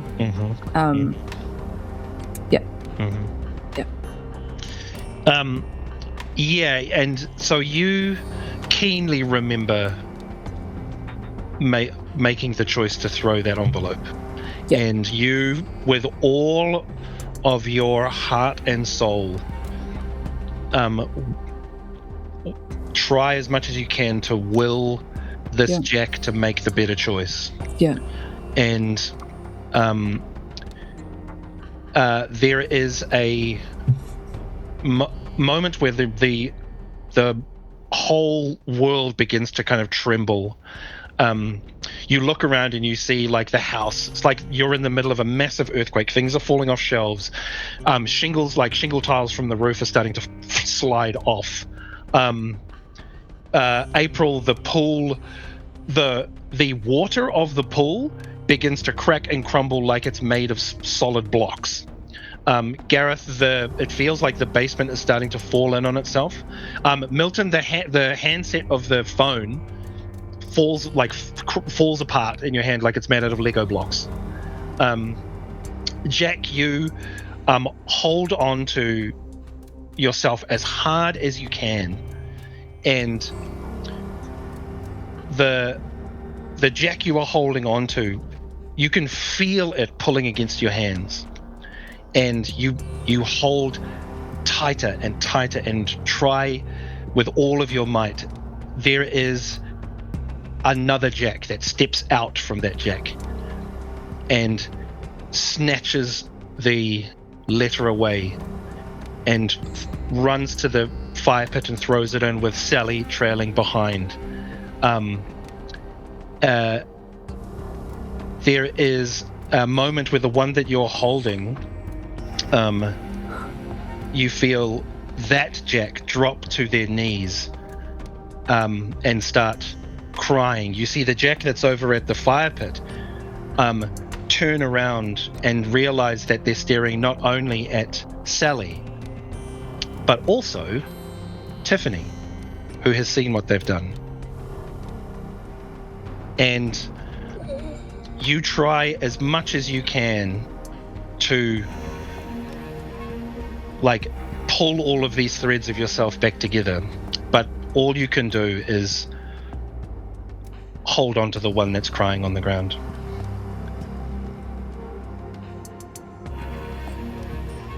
The rumbling continues and gets worse.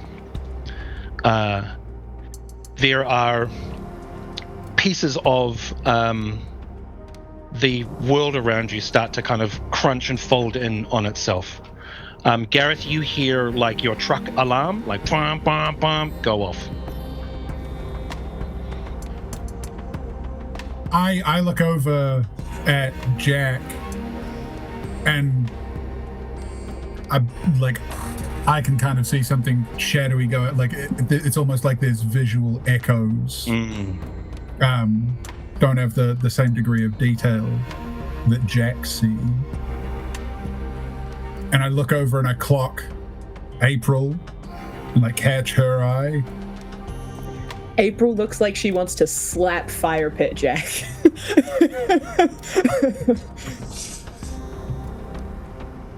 Ms. April, I think that's about our cue. Shoulder each, and I hustle over and grab Jack under one of her armpits and just stand up so that her feet leave the ground and start hustling towards the truck. Boy, it is time to go. Trying not to use names just in case. Which Jack did you grab? I grabbed you, Yeah. I grabbed Allan. Utterly limp in your arms. Yeah. Utterly limp. Yeah, as Gareth and April haul you off, Jack,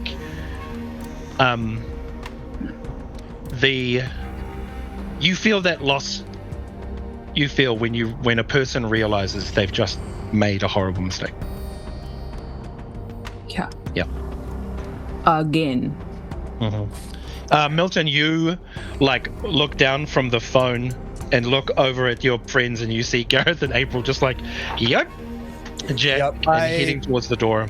I know what that means, and I start to brake for the door, and then I stop, and I turn back towards the stairs, and I run back over to the stairs where that recording device is, and I hit eject, and it opens up, and there's a cassette tape. I'm guessing it's a VHS tape. I pop that VHS tape out, throw it in my backpack, and head for the truck. Yep, right on. Nice. You start. Yeah, the four of you head out the door, and as you do, the ground is unsteady as you're heading towards the truck. Can you give me all a move check, please? Oh, I'm so bad at moving. Real bad. Freaking tired. Real bad at moving. I don't move too good. Baba said need my magic shoes. They take me anywhere. I got a 6. Yeah, nice. I got 2. Yeah. Yep, cool. April could give that success to Milton, or leave Milton behind. It's up to April. Did Jack get a success? Yep. Yeah. I think then, there's grabbing Jack and making it most of the way out of the house, and then I think that feeling that she's getting from Jack is honestly a little bit too much to keep holding on to. And she kind of lets go and then notices that Milton has fallen way behind and goes to grab his shirt and drag him out the house. Yeah. Nice. You all head to the truck and start clambering in. April, you instinctively look back up at Silver Peak, at that spot where you saw the light, and you can see it starting to pulse. And there is you can see the light kind of pulsing at the top of the peak, or at least beyond the peak. And the more you look at the sky, the more you can see that the aurora is kind of flickering still. Where the hell do we think we're going exactly? Did it work? Jack, did it work? Jack?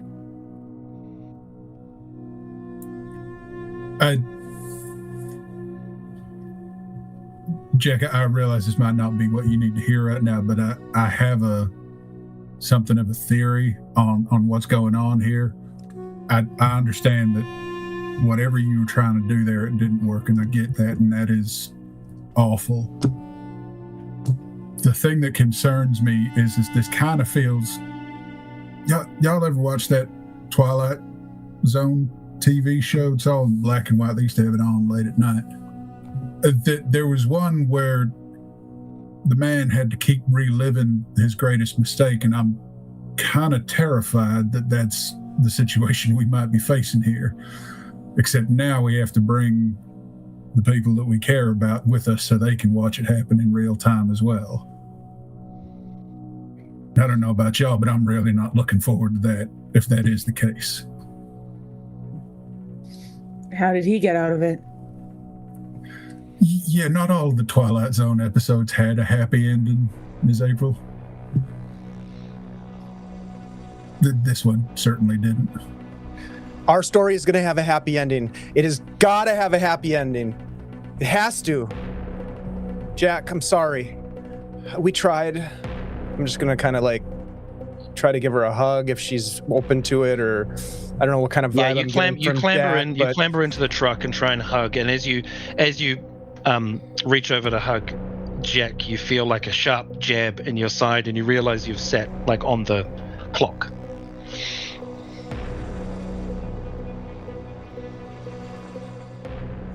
I'll move it. I'll grab it and move it out of the way. Jack doesn't resist, but is also doing nothing. Where do we go now? Wait, you brought that thing with you?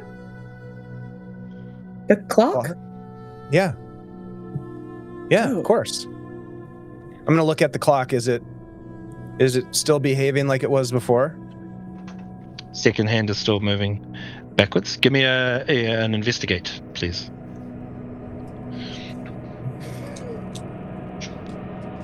Emotional TPK. Yeah. Fun down. Yeah. Two successes. Two successes. Okay. This is what Milton does. Yep. The second hand is moving backwards just like it normally would, although it's starting to do that jump flicker thing that you saw in the party. With that second success, do I can I piece things together? Is this well, with the second success, you could you can ask for another you can question? Basically ask another question. Yeah. So I guess the question I'm going to ask is, do I get the sense that in Milton's mind it's like an extra dimensional space that they're in? Does he get the sense that it's collapsing on itself with the destruction, the phone, everything? Yep. Yeah. I don't know. You watched enough kind of sci-fi stuff to be like, this is like, if it's not a pocket dimension, it's something similar, and it's I don't know. You've reached the edge of its, what we're supposed to do next. I have no idea, but I think this is all falling apart around us. Whatever happened back there, it's causing this. It's not a timeline, but whatever it is, extra dimensional space is falling apart, and I don't know what we need to do to stop it or to get out of here. Yeah, looking back at the clock, Milton, the second hand is moving backwards.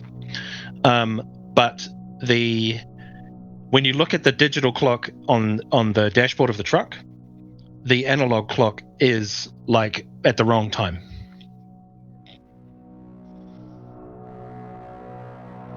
So the clock on the dashboard and the clock in my hand do not match up, is what you're saying? They do not. Yeah. Okay, I'm going to okay, I don't know if this is gonna work. Okay, I love you guys. I'm sorry. And I turn over the clock, and I'm going to turn those two little black dials to make the clock in my hand read the same as the clock on the dashboard. Sure. Yep. Awesome. All right. While Milton is doing that, does anyone else want to do anything before that happens? No. All right, Milton, you dial the ominous. The hand and apart possibly from Jack will be like, in terms of Milt basically said it was an ominous message, right? Yeah. So Jack's gonna be kind of like, what? And then chuck a hand on Milton, whether like shoulder or like if we're sitting next to each other in the truck, like leg. So what the fuck are you doing? Yeah. And then go. Yeah. So you will look down at Milton. Milton, you dial the hands back and look at the clock, and you get it to the same time, and you actually get it to a minute ahead, and you wait for the truck clock to switch over, and you hit the second to reset it to 0, and all four of you feel yourselves fall backwards as though you're falling backwards off an edge into cold, dark water. And are we dying? You currently you are like experiencing this idea of falling backwards. Okay. And you suddenly land with a thump onto something wet and dark. Remember when I said something happened back there at the ranger station, Jack? You hear Milton's voice talking, and all of you open your eyes and sit up, and you find yourselves seated on a black, glassy lake in a murky surrounding with no visible landmarks. This is what I was talking about. Fuck. Uh-huh. Language. Swear jar. So as I sit up, I look over to see whether or not Milton's still got the bandana that I'd grabbed out of the glove box. Yeah. Still got it. So this is that. So what? It's a place. When I was here last time, there was a voice, and it was. I just like to call it Mordenkainen. Just go with me on this. It was Milton's there trying to explain, and when he says the name Mordenkainen, you see a light kind of glow from behind Milton, and you see a humanoid shape. And like they said that they would be helpful to us, but that they couldn't interfere because there was mechanics, and that it could disrupt the rules of the game. And what are you looking at? Why are you guys looking at me like that? Would you say that Mordenkainen looks kind of like a humanoid figure made out of static? By any chance? Yeah. Exactly. Yeah. That's do me a favor, Milton. Check your sex, buddy. Yeah, Melt, you turn around. Right behind me? Is he right behind me?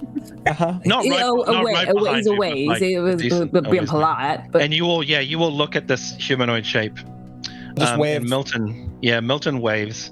Does it wave back? It does wave back. And there is a moment where you see that humanoid shape of Mordenkainen separate into two and then into four. Oh. So there's, I thought I'd lived the worst day of my life. This might be the second worst day of my life. Yeah. From a certain point of view, Jack, it was It's the the same same day. worst day of It's your the same life. day. So Yeah. We're in the same day. Yeah. Okay. So when I was here before, I just had to think about where I wanted to go, and I thought about you, the three of you. I thought about my friends, and that I wanted to be with you, and then I just went. I think I went that way, and then I was there. And I think that if we hold hands and we think about where we want to go and where we want to be, and I don't know where that is, but if we think about it and we just pick a direction and go, I think we'll get there. I'm convinced we'll get there. I'm sure of it. Oh, okay. You're not going to say anything to the random static people? Well, they do respond. It's again that staticky kind of voice. Yeah. It's like it seems vaguely familiar. It's definitely not your voices. Like, no, it's not the voice you heard in the Ranger's office, April. But it is a voice that strikes you as something familiar. And they say, there are choices. is it familiar to Gareth as well? It is. Yep. There are choices that are made. And those choices take us to places. No one knows precisely what those choices will lead to. We made some choices and changed things, and then tried to fix the problems that we caused. And we made other choices. Now, all we can do is destroy everything we touch. We thought we could find a way to become part of everything. And if we were part of everything, then we could fix the things that were broken. But we didn't understand what it was we were becoming.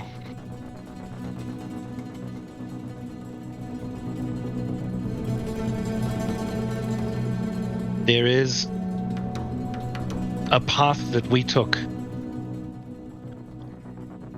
that you cannot. Or everything will be destroyed. And what? You fucked up, so it's our job to fix it? Yes. Because you've decided that we're broken and you want to fix us? Is that what's going on here? Jack Yes. turns to look at April. Confused. You are the only ones who could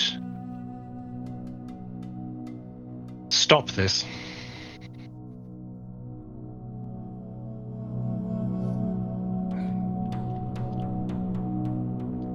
You are the only ones who, and they are stopped as you notice that the aurora begins to creep through the murkiness of the sky above you.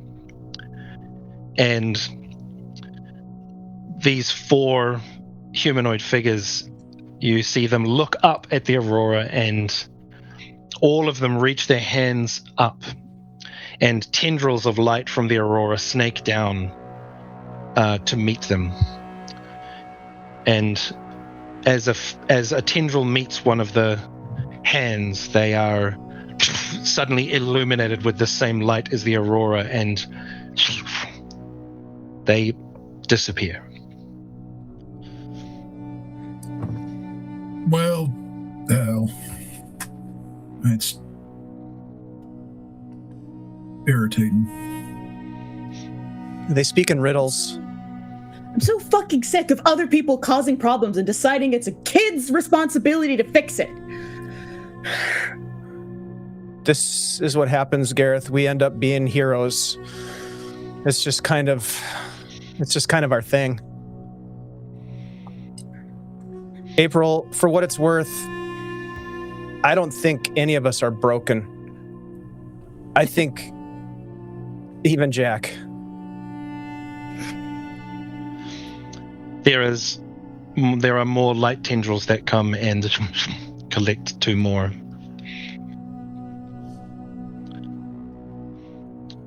Sorry, real quick, Milton. I got to get back to that in just 1 second. But while there's still one of these guys here, could you maybe show us which way not to go?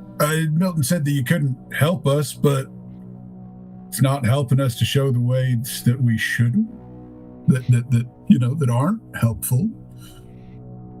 For example, maybe I don't know. Anything? Maybe no. Guess you're gonna ride the lightning then. There's a tendril of the aurora light that comes down, and the last figure turns back to you and lowers its hand, and the tendril kind of floats just above them. And you see this humanoid figure reach behind itself and pull out what looks like a 36-inch wrench. Hoist it over their shoulder, and they reach up, and they're gone. Huh. Now, is it just me, or is there 2 ways to read that? There's stop using the wrench to solve problems, or there's use the wrench to solve more problems?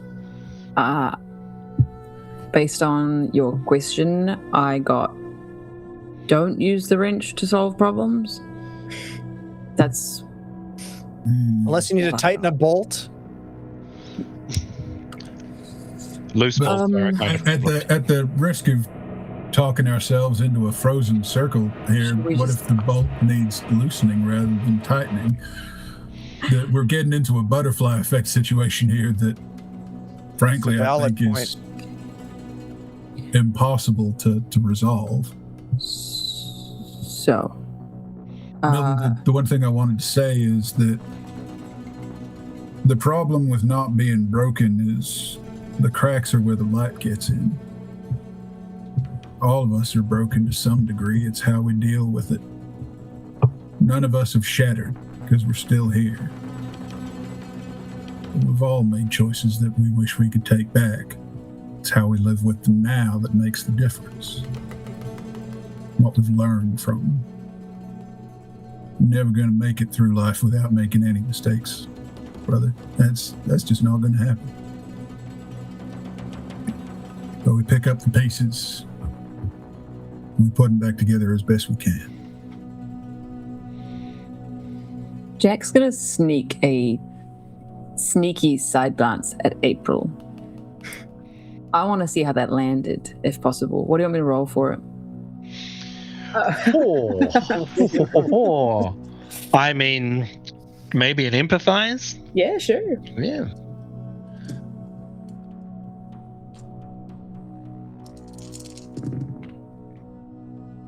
No,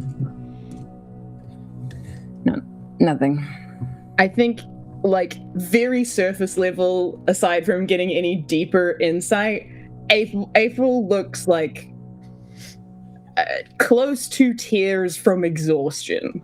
Like she is just so actually physically tired, and like is kind of almost at the point of just lying down again. Like she's just so tired.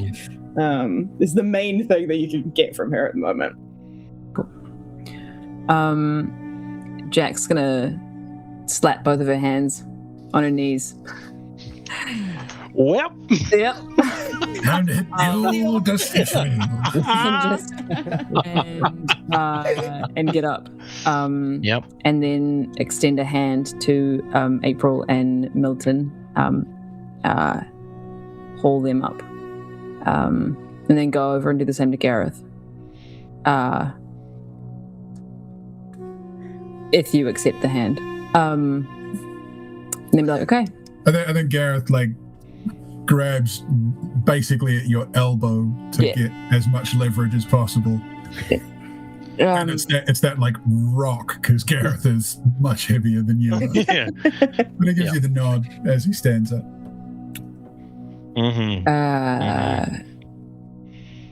Where do we go? What do we want to go? I think I'm going to pick a direction. And we're going to... We also have to have a thought, like an intention.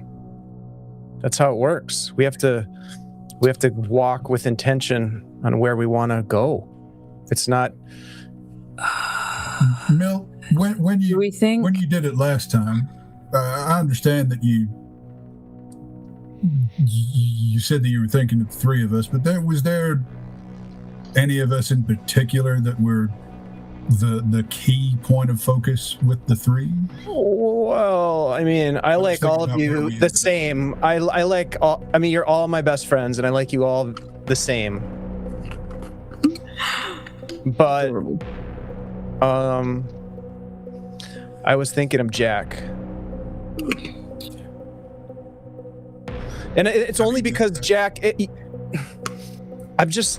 We've missed you. Like, it's like you haven't been around as much, and we used to be so tight, you know, like you and April and me and I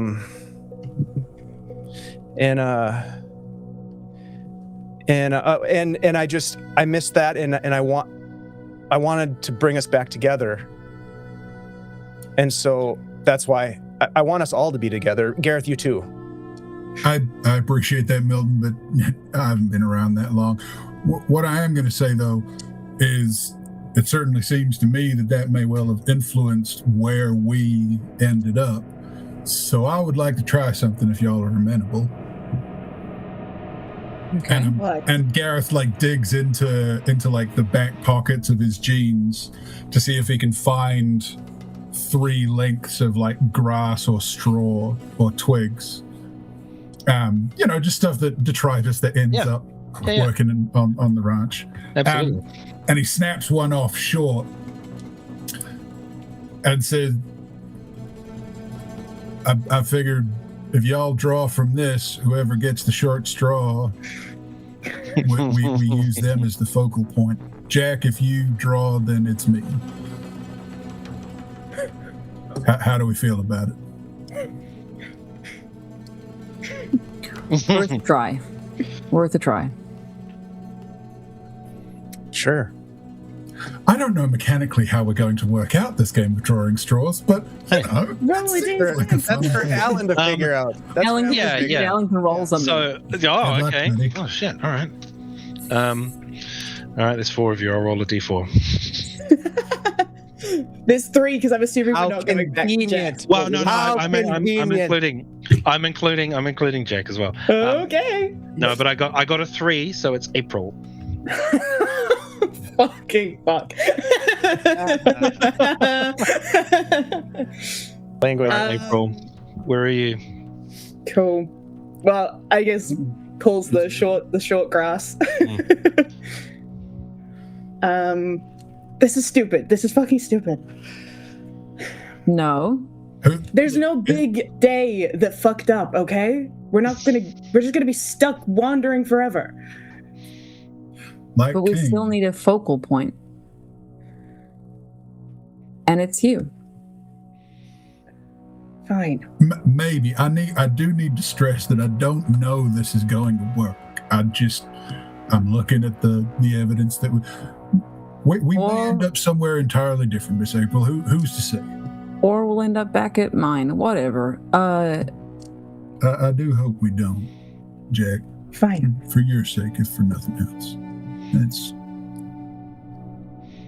There's reliving a memory, and then there's what happened there. Maybe it'll take us home. Yeah, as Milton explains, like he just thought about, the place that he wanted to go, and that place was to Jack.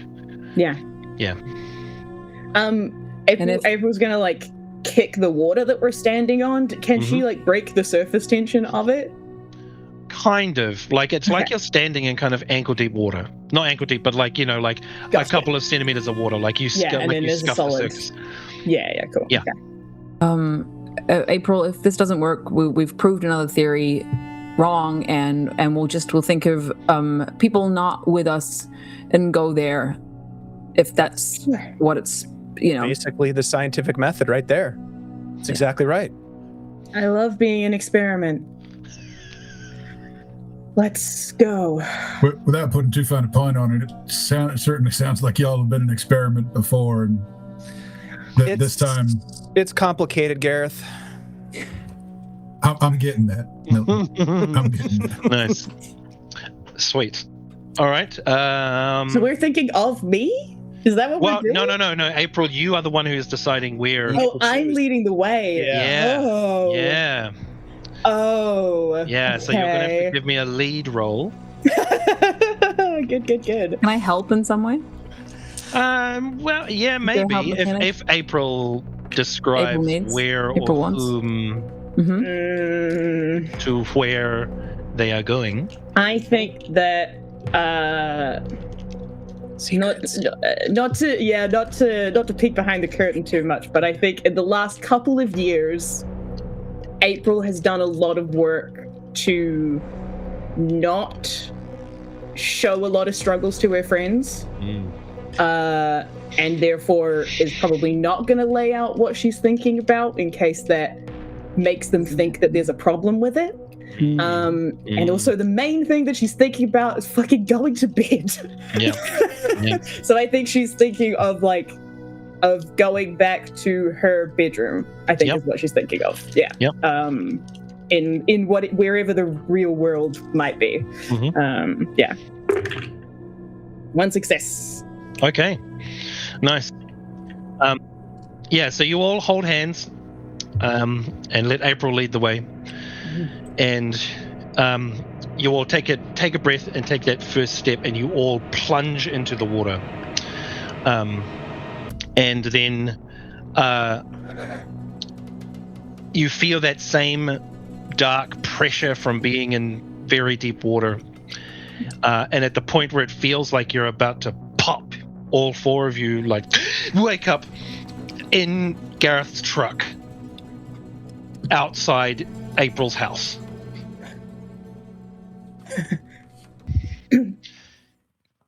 And then the moment that she sees that, she realizes how many problems there are with being at home. Yeah. Oh. The truck is exactly how you left it earlier today. Is there anybody around outside in the neighborhood? No, it's quite late actually. Is snow falling? What's the sky Snow look is like? falling. Normal sky. Yeah. Is it falling with normal physics? Tis falling with normal physics. Yes. I love normal physics. Okay. I just want to turn on the FM radio in the truck. It's to see. Just like it was. Wait, did the FM work last time? I don't think it. I know the tape deck worked. I don't think we discussed. We didn't. Yeah. It's like, you turn it on and it's exactly how you'd expect. I think you did it. So we're back. So we left, and we're back. We're back. How the hell are the truck? Yeah. Mm-hmm. Does it look like either of my parents' like cars are in the driveway? Yep. Fuck. Yep. Your folks are home. What Damn time does the dashboard clock say? The dash Yeah. says it's like 1:15 in the morning. I'm in so much trouble. Mm. Yep. Jack is on the verge of losing her shit that we left solely to Christmas of Nightmares Past. Revisit the worst moment of Jack's life, so that everyone was there and everyone could see it, and nothing was able to be done about it. Jack is really riding the edge of just containing this. Mm-hmm. And Jack's like, okay, so let's go in then. We gotta check. Oh. We gotta check. We gotta. This is where you live. This is where you wanted to be. We gotta go. And then we gotta see. And then you're gonna go to bed. And then we're gonna be. Yep. We gotta go. Yep. Yep. Yeah. Jack just out the truck. Yeah. April could not be more against this idea, but is also like, yeah, that's fucking fair. I guess turnaround's fair play. I guess you've got to come into my house now. Yeah.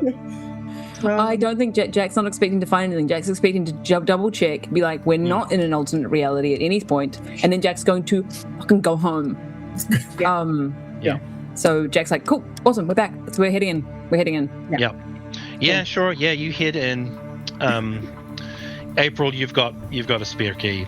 Yeah. Are you just like opening the door? Are you trying to be subtle, trying to use subterfuge? Like, is this going to be no. a sneak roll or? I think that, like, picking up on the vibe that Jack's giving off, I think April is in the mindset of, it's only fair if all my bullshit also is on display. So I'm not trying to sneak past anybody if either of the parents are home. I think it's just like, you know what? Yeah, we went through your worst day. If something pops off, that's only fair that you get to see it too at this point. I think like as April's opening the door, she sort of turns back a little bit and sees Gareth starting to slip off one of his boots. But okay. Pushes the door open. Yeah. Isn't going to say hi to anybody in the house, but is just planning on like walking inside, walking her friends upstairs to her room to check that it's the same as it has been. And not Sure. Yep. You, like, the four of you head in and just follow April's lead as April just powers on towards her room. And you hear a voice from the lounge.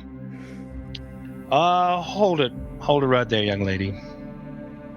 And you see Mr. Daniels get up out of his chair. Okay, April. What happened? She's gotten up like a whole flight of stairs. Yeah, and he's like, and is not coming back down. He's like, it would be nice what do you if you mean? could tell me what's going on. And he like turns to look at Jack and Milton. Okay, so he can see us. Yeah, he can see you. Like, he turns to look at you two. He sees Hey, Gareth. Mr. Daniels. Like, he like knows who Gareth is, you know. Kind of gives Gareth like a little bit of a nod. And then Mr. just Daniels. turns back. He's like, hi Milton, hi Jack, hello Gareth. I Really had sorry work. about the time, sir. Look, it's fine. I would just like to hear it from April, please. Kid over the banister. I had work, and then I was hanging out with my friends. Could you just call your mother? That's all, okay? Look, I trust you, okay? All I'm saying is your mom was beside herself, and if you could just give her a call, that'd be great. Like, just even if you don't want to, you know, if you don't want to be here and you just want to go out, strike out on your own and do your thing and do your music thing, that's fine. You have our support. Just call your mother, you know, just give her a call. That's all I'm saying. You're not in trouble because you're a young lady, got your own life, you know, but there's a little bit of respect that's expected if you're going to live under our roof, okay? Again, choice is yours. All I'm saying. How was your day, Dad? How was work? Gareth is just Anything looking weird at Jack, going on? deeply uncomfortable. Yeah. Oh, yeah. This is. Yeah. Jack's looking at Gareth, being like, "This is wrong. This Yeah. isn't." Work was work, honey. You know how it is. Like it's different. I'm trying my best to do what I can to make sure that we keep everybody safe and in line with, everything that TCS expects. But it's. I don't want to bore you with it. Okay, it's boring. It's boring stuff. I don't want to bore you with it. Everything's fine. I'm just worried about you. Okay, we're worried. Mom and I are worried about you. All right. Just. Sure. Yeah. Great job protecting people today, Dad. He's just that last one stings him so hard. And is like going up to her room. Yeah, you hit off and you see him like hands on his hips. He's like, oh, I'm sorry you kids had to see that. It's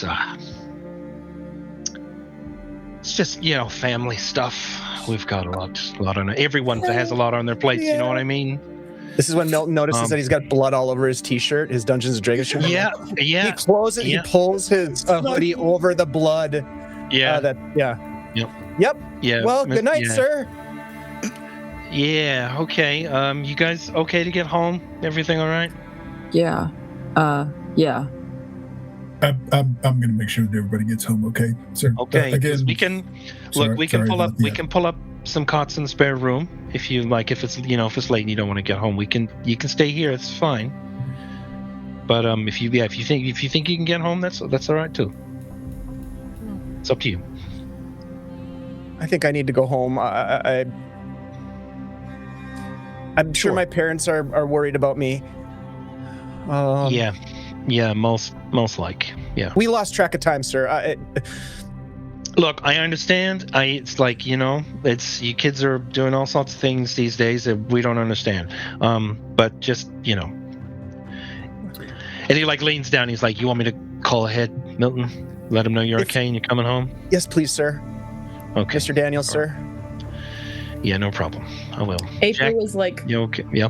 paused on the top floor with her door to her bedroom open and is just listening out of eyeshot to just hear if anybody else comes upstairs or not. Oh, Jack will be coming upstairs. Yeah. Yeah. Oh, yeah, sweet. Yeah, Jack's not leaving.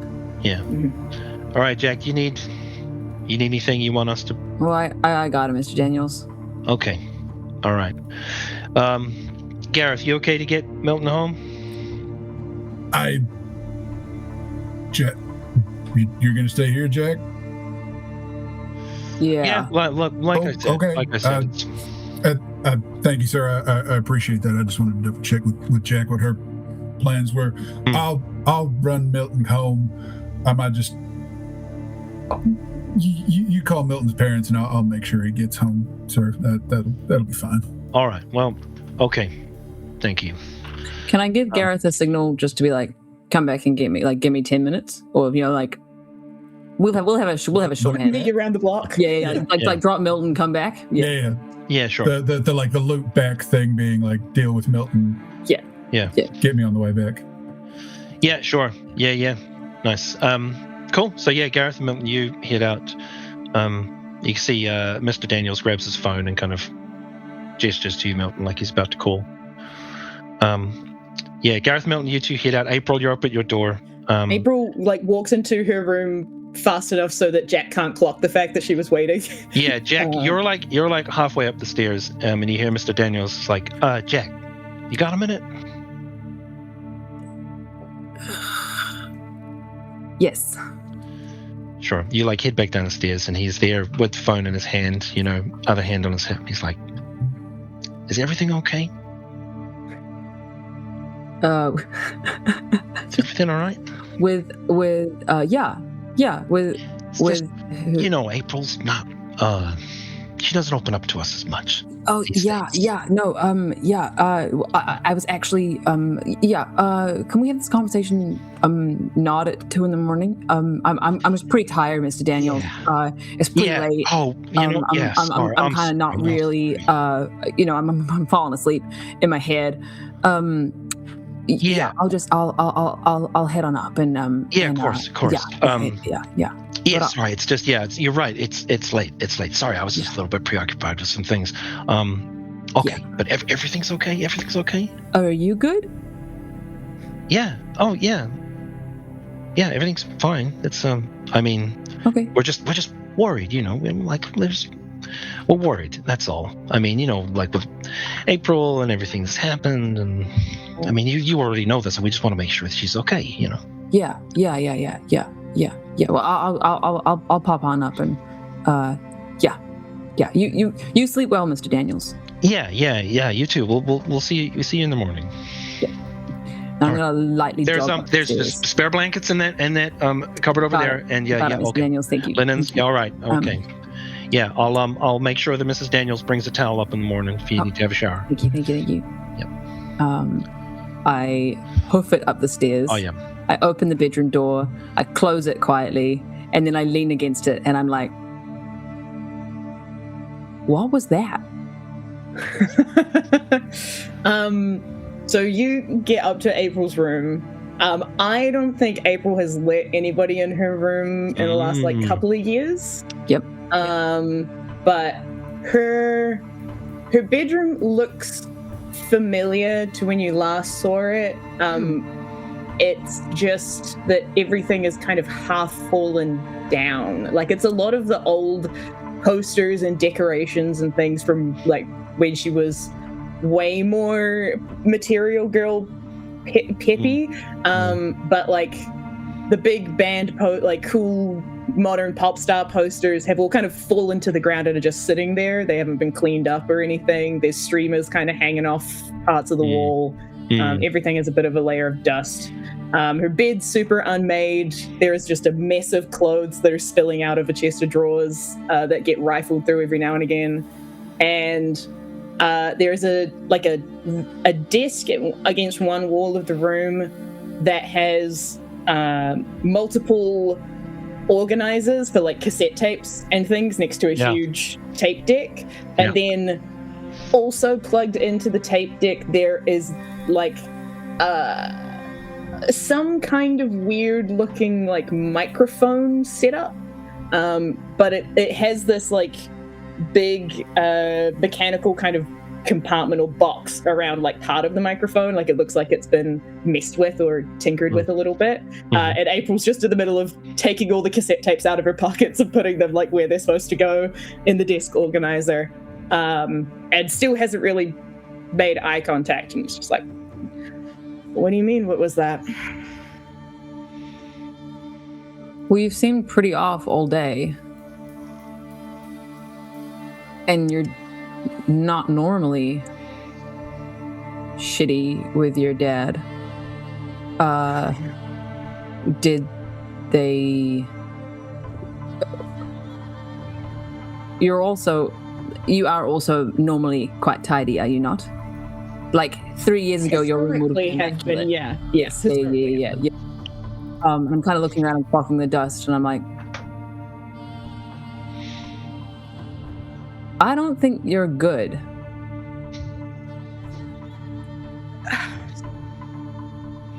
I just think that maybe we're a little bit out of date with each other. My dad has been difficult to be around ever since he started working for the terrible company that let a bunch of people die. So it sucks here now? For you? It's rough. Look, it's not... Do you want to People have enough on their plate. I don't really like... Move in with me. There's spare rooms at the farm.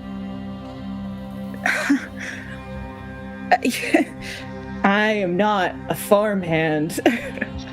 I have the wrists of a ballet dancer. I'm not there for, like, fixing stuff.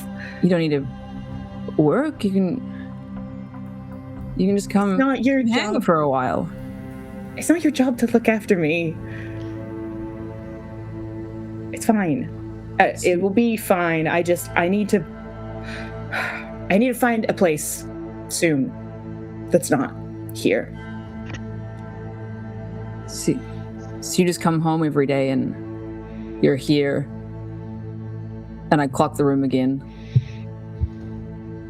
and your dad's like that. Yep.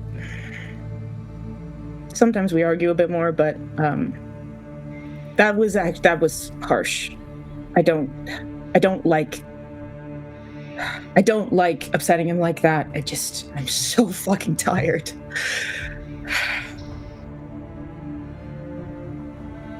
It's hard living with someone that's supposed to look after you when you know that they didn't.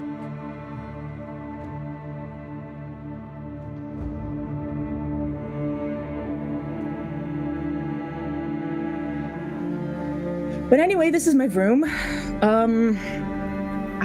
Just a single bed, so if you want to crash, I can get a cot or something from down the hall, or you can head home. It's not a big deal. I'll be at work tomorrow afternoon, and then we can sort out whatever's going on with you and we can go back in time or whatever. I know I haven't been around at all. Come home with me tonight. Gareth's coming back. Grab a bag. Come crash in my room. There's a spare room across the hall. You've got numbers, right? You've done your budgets. You know how much you're saving for it. How long you got?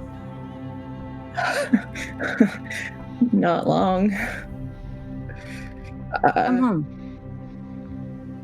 Or stay here. But this one's fixable, April. This one we can change.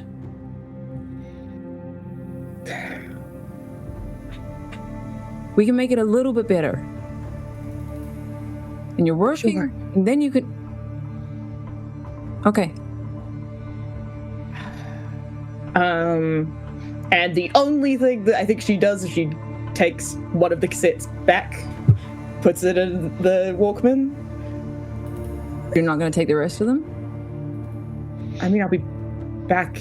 I can come back tomorrow. Oh, yeah, fair. Okay. You don't want any of these posters. Okay. Sure. Whoa. I'm not. No. I'll come crash tonight, and then we'll sort out whatever's going on with the weird clock and the stuff tomorrow. Okay. Cool. Thanks. I'm going to watch you pack, though, because I don't really believe you're coming yet, so you probably want some pajamas. Yeah, actually, yeah. Change your clothes tomorrow.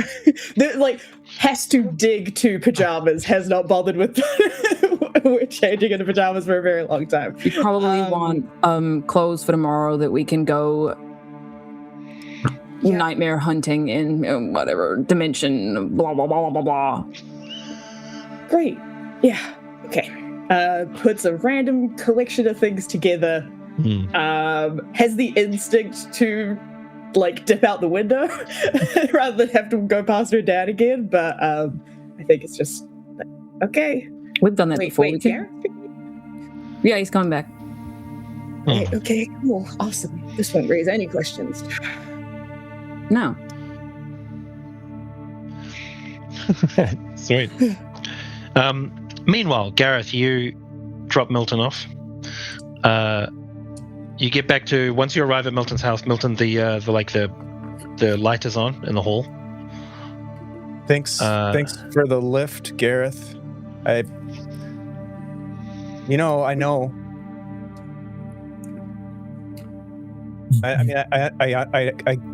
I catch your drift, man. I'm glad. I know that people break. I was just trying to help. Well, I know. I know you were, but and I understand the urge. I do, but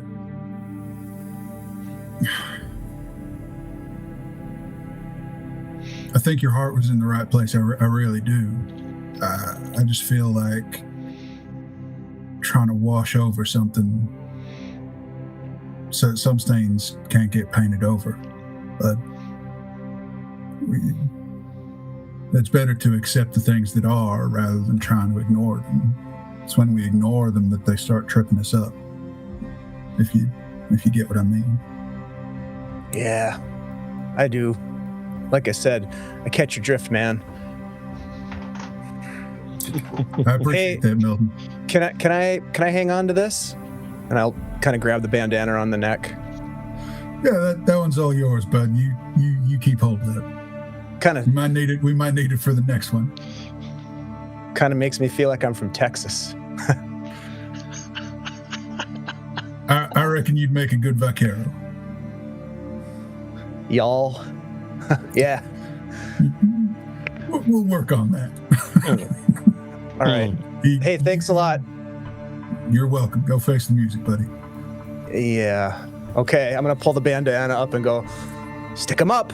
And then I'll jump out of the car and start heading towards the door. I love this kid. Milton, you get to the door and you see that the hall light is on. As you're getting closer, you see the living room light switch on. And you get to the door and Tiffany opens the door.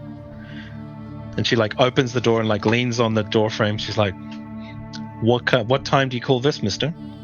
It was real late. What are you doing here? Mom and Dad called and asked where you were. They didn't know where you were, so they... Don't worry. I said, look, I covered for you. I said, you're with me. It's fine. They're in bed. It's fine. You know what, Tiff? You're the best. Hey, no problem. Milton, is that blood? Bloody nose. I had a bloody nose. It's okay. It's all right. I mean, all right. It makes for a heck of a story, Tiff. And I will tell you everything tomorrow. No, it's the less I know, the safer I am. Okay. Ooh, smart. Yeah. Let's just get changed. Throw that in the wash. Cold water and salt. That'll do it. Okay. All right. Thanks, sis. I love you. Okay. No problem. I love you too. Get upstairs. Go. All right. I'm going to run up the stairs. Well, I'm going to go tiptoe up the stairs, I should say. Run on my tiptoes. And when I get up there, I'm going to throw my pack down. I'm going to take out the VHS cassette tape and I'm going to set it down on my desk. I'm going to go over to Quill. Something that nobody knows except for me is that I have this program that I wrote for Quill. And when I'll just explain it. I sit down at Quill and I start typing and I say, I saw him again, and I'll type in the date and the time. It was at the lab, the old fort where we used to hang out. I saw Jeremy, and then I'll hit enter. And it gets added to a list of timestamps. Yeah. Then I'm going to go back to the VHS cassette tape. And I'm just going to look at it for a minute. Did it fall apart like the other things, or did it maintain its integrity? Seems to have maintained. I look over at the TV and VCR in my room there. It's true. Yep. It is there. Yep. Nice. Gareth, you drop Milton off and head back and eventually pick up not only Jack, but also April. And the three of you clamber in and start driving. And as you head off over the bridge towards the southern farmlands of Pinehurst to go get some much needed rest, that's where we'll end today's episode. Congratulations, you all. Oh, boy. Bravo. That was intense. Oh, Jack. Jack. Rough. You all right, Emily? Yeah. We've been places, team. Yeah. Oh yeah. Yeah. It was Just not a good oh, time. teenagers, man. Teenagers. God. Oh. Some of us had a worse time than others. Most of us had a worse time than others. Yeah. Well done, y'all. That was awesome. You guys rock. You're so cool. This is such a great dynamic at this table. Great storytelling. Like I said a million times, I love playing games with you guys. It's so much fun. So much fun. All right, and let's go around the table and say goodbyes. If we want to tell people anything that you want, really, I guess. Let's start with Josh. I mean, Johnny on the spot. Hi, I'm Josh. I'm a giant geek. I've been playing Gareth this evening. Ignore the sunlight behind me. It's been a pleasure as always to be at table with Guild Superior, with Dave, with my fam from the Long White Cloud. If you're looking for me online, you can find me at Sub Rosa Furniture. That's a great place to look for me, whether that is on Instagram or, I don't know, pick your social platform. You'll probably find me there. I am slowly collecting them. Other than that, I just look forward to when we get to come back in 2 weeks for the next session. My background's going to look a little different, but we'll get to that when we get to it. Yeah. There you go. I'm going to throw to Jack, to Emily. I'm Emily. I played Jack. Am playing Jack. You can find me at on Instagram, and I think also on Blue Sky, Emily B_H. I edit, I write, I publish. Anything involving narrative, I've got my fingers in. And yeah, this was an excellent way to spend my birthday weekend. So thank you, everyone. Solid 10 out of 10. No notes. Had a great time. And I'm going to throw to April, Ruby, April. What a wonderful birthday. So much angst.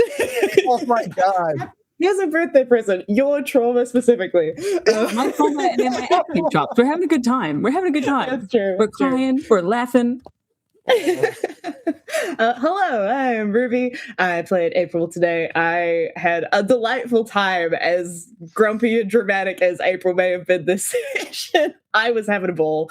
So thank you for coming along as well. You can find me pretty much anywhere at This Is Ruby OK, including on Twitch for other things and on Blue Sky and Instagram and various platforms. Yeah, and this has been delightful. As much as I like being comic relief last campaign, I'm loving being super moody this campaign. It's very, very fun. But hopefully with a bit more sleep, we'll get we'll shift gears a little bit. We'll find out. And we'll pass back to Allan. Hey, it's me, Allan Henry. I'm a thoroughly strange person, and but I love playing these games, especially with people like this. I love you all. It's been a joy running this game and kind of diving into these adventures. And a lot of this adventure is just built on prompts that I get from these wonderful players. So much credit to you all as co-writers. It's so cool, and you all just dive in, and I love it. And I love seeing where this is going, and I can't wait for the next session. But yes, you can find me on socials as Allan Henry _official. And there's a bunch of things going on in New Zealand right now. Some of them are super secret, and I can't talk about them yet. Ooh. But I will eventually. But other than that, yeah, what a joy! I can't wait for the next one. And yeah, hopefully, may there be many more. And I'll pass to Dave Milton. Thank you so much, you guys. Again, just brilliant. So much fun to play with. 2 weeks is going to be far too long for us to wait to get together again. But that's the way the world works these days. Busy times. Thank you, Allan, for bringing this table together and the introductions with these beautiful people. The the creativity that you've shown leadership to bring this creativity together. We're co-creating, but like it's just great to just riff off of the lead that you're providing. So thank you. We have a lot of stuff going on in Guild Superior, so let me just quickly get my head on straight here again and play that role here. On Tuesday, we'll be back with These Withered Roots, which is our Shadow Dark campaign that's been ongoing, and I hope you'll come by and check that out. It's been absolutely fantastic with Grace and Rouge and Dungeon Mr. Ty and Jose, just getting into some really interesting, very poignant sort of topics for the day, I would say, in terms of corruption, greed, and yeah. It's interesting. Thursday, we'll be back with Siren's Demise, our House of Eidolons game, which we're taking on corporate stooges and tracking down mass murderers, and that's very fun too. So come by and check that out. And then we'll be back here in 2 weeks from today to dive back into this story. And stay tuned for more stuff right here on Guild Superior. Thank you, everybody, for being here. We're going to raid into somebody. We'll find a raid target. Please stick around. Before we do, it is the official position of the Loopers crew here, one and all to a man, that it's go Seahawks all day, baby, go Seahawks. You heard it here first, folks. Sports ball. The birds are fighting, and as they should. Yes, let that happen. Very well said. All right, well, thanks everybody. Spread some positive vibes out there in the world. It certainly needs it, and we'll see you next time right here. Thanks a lot. Bye-bye.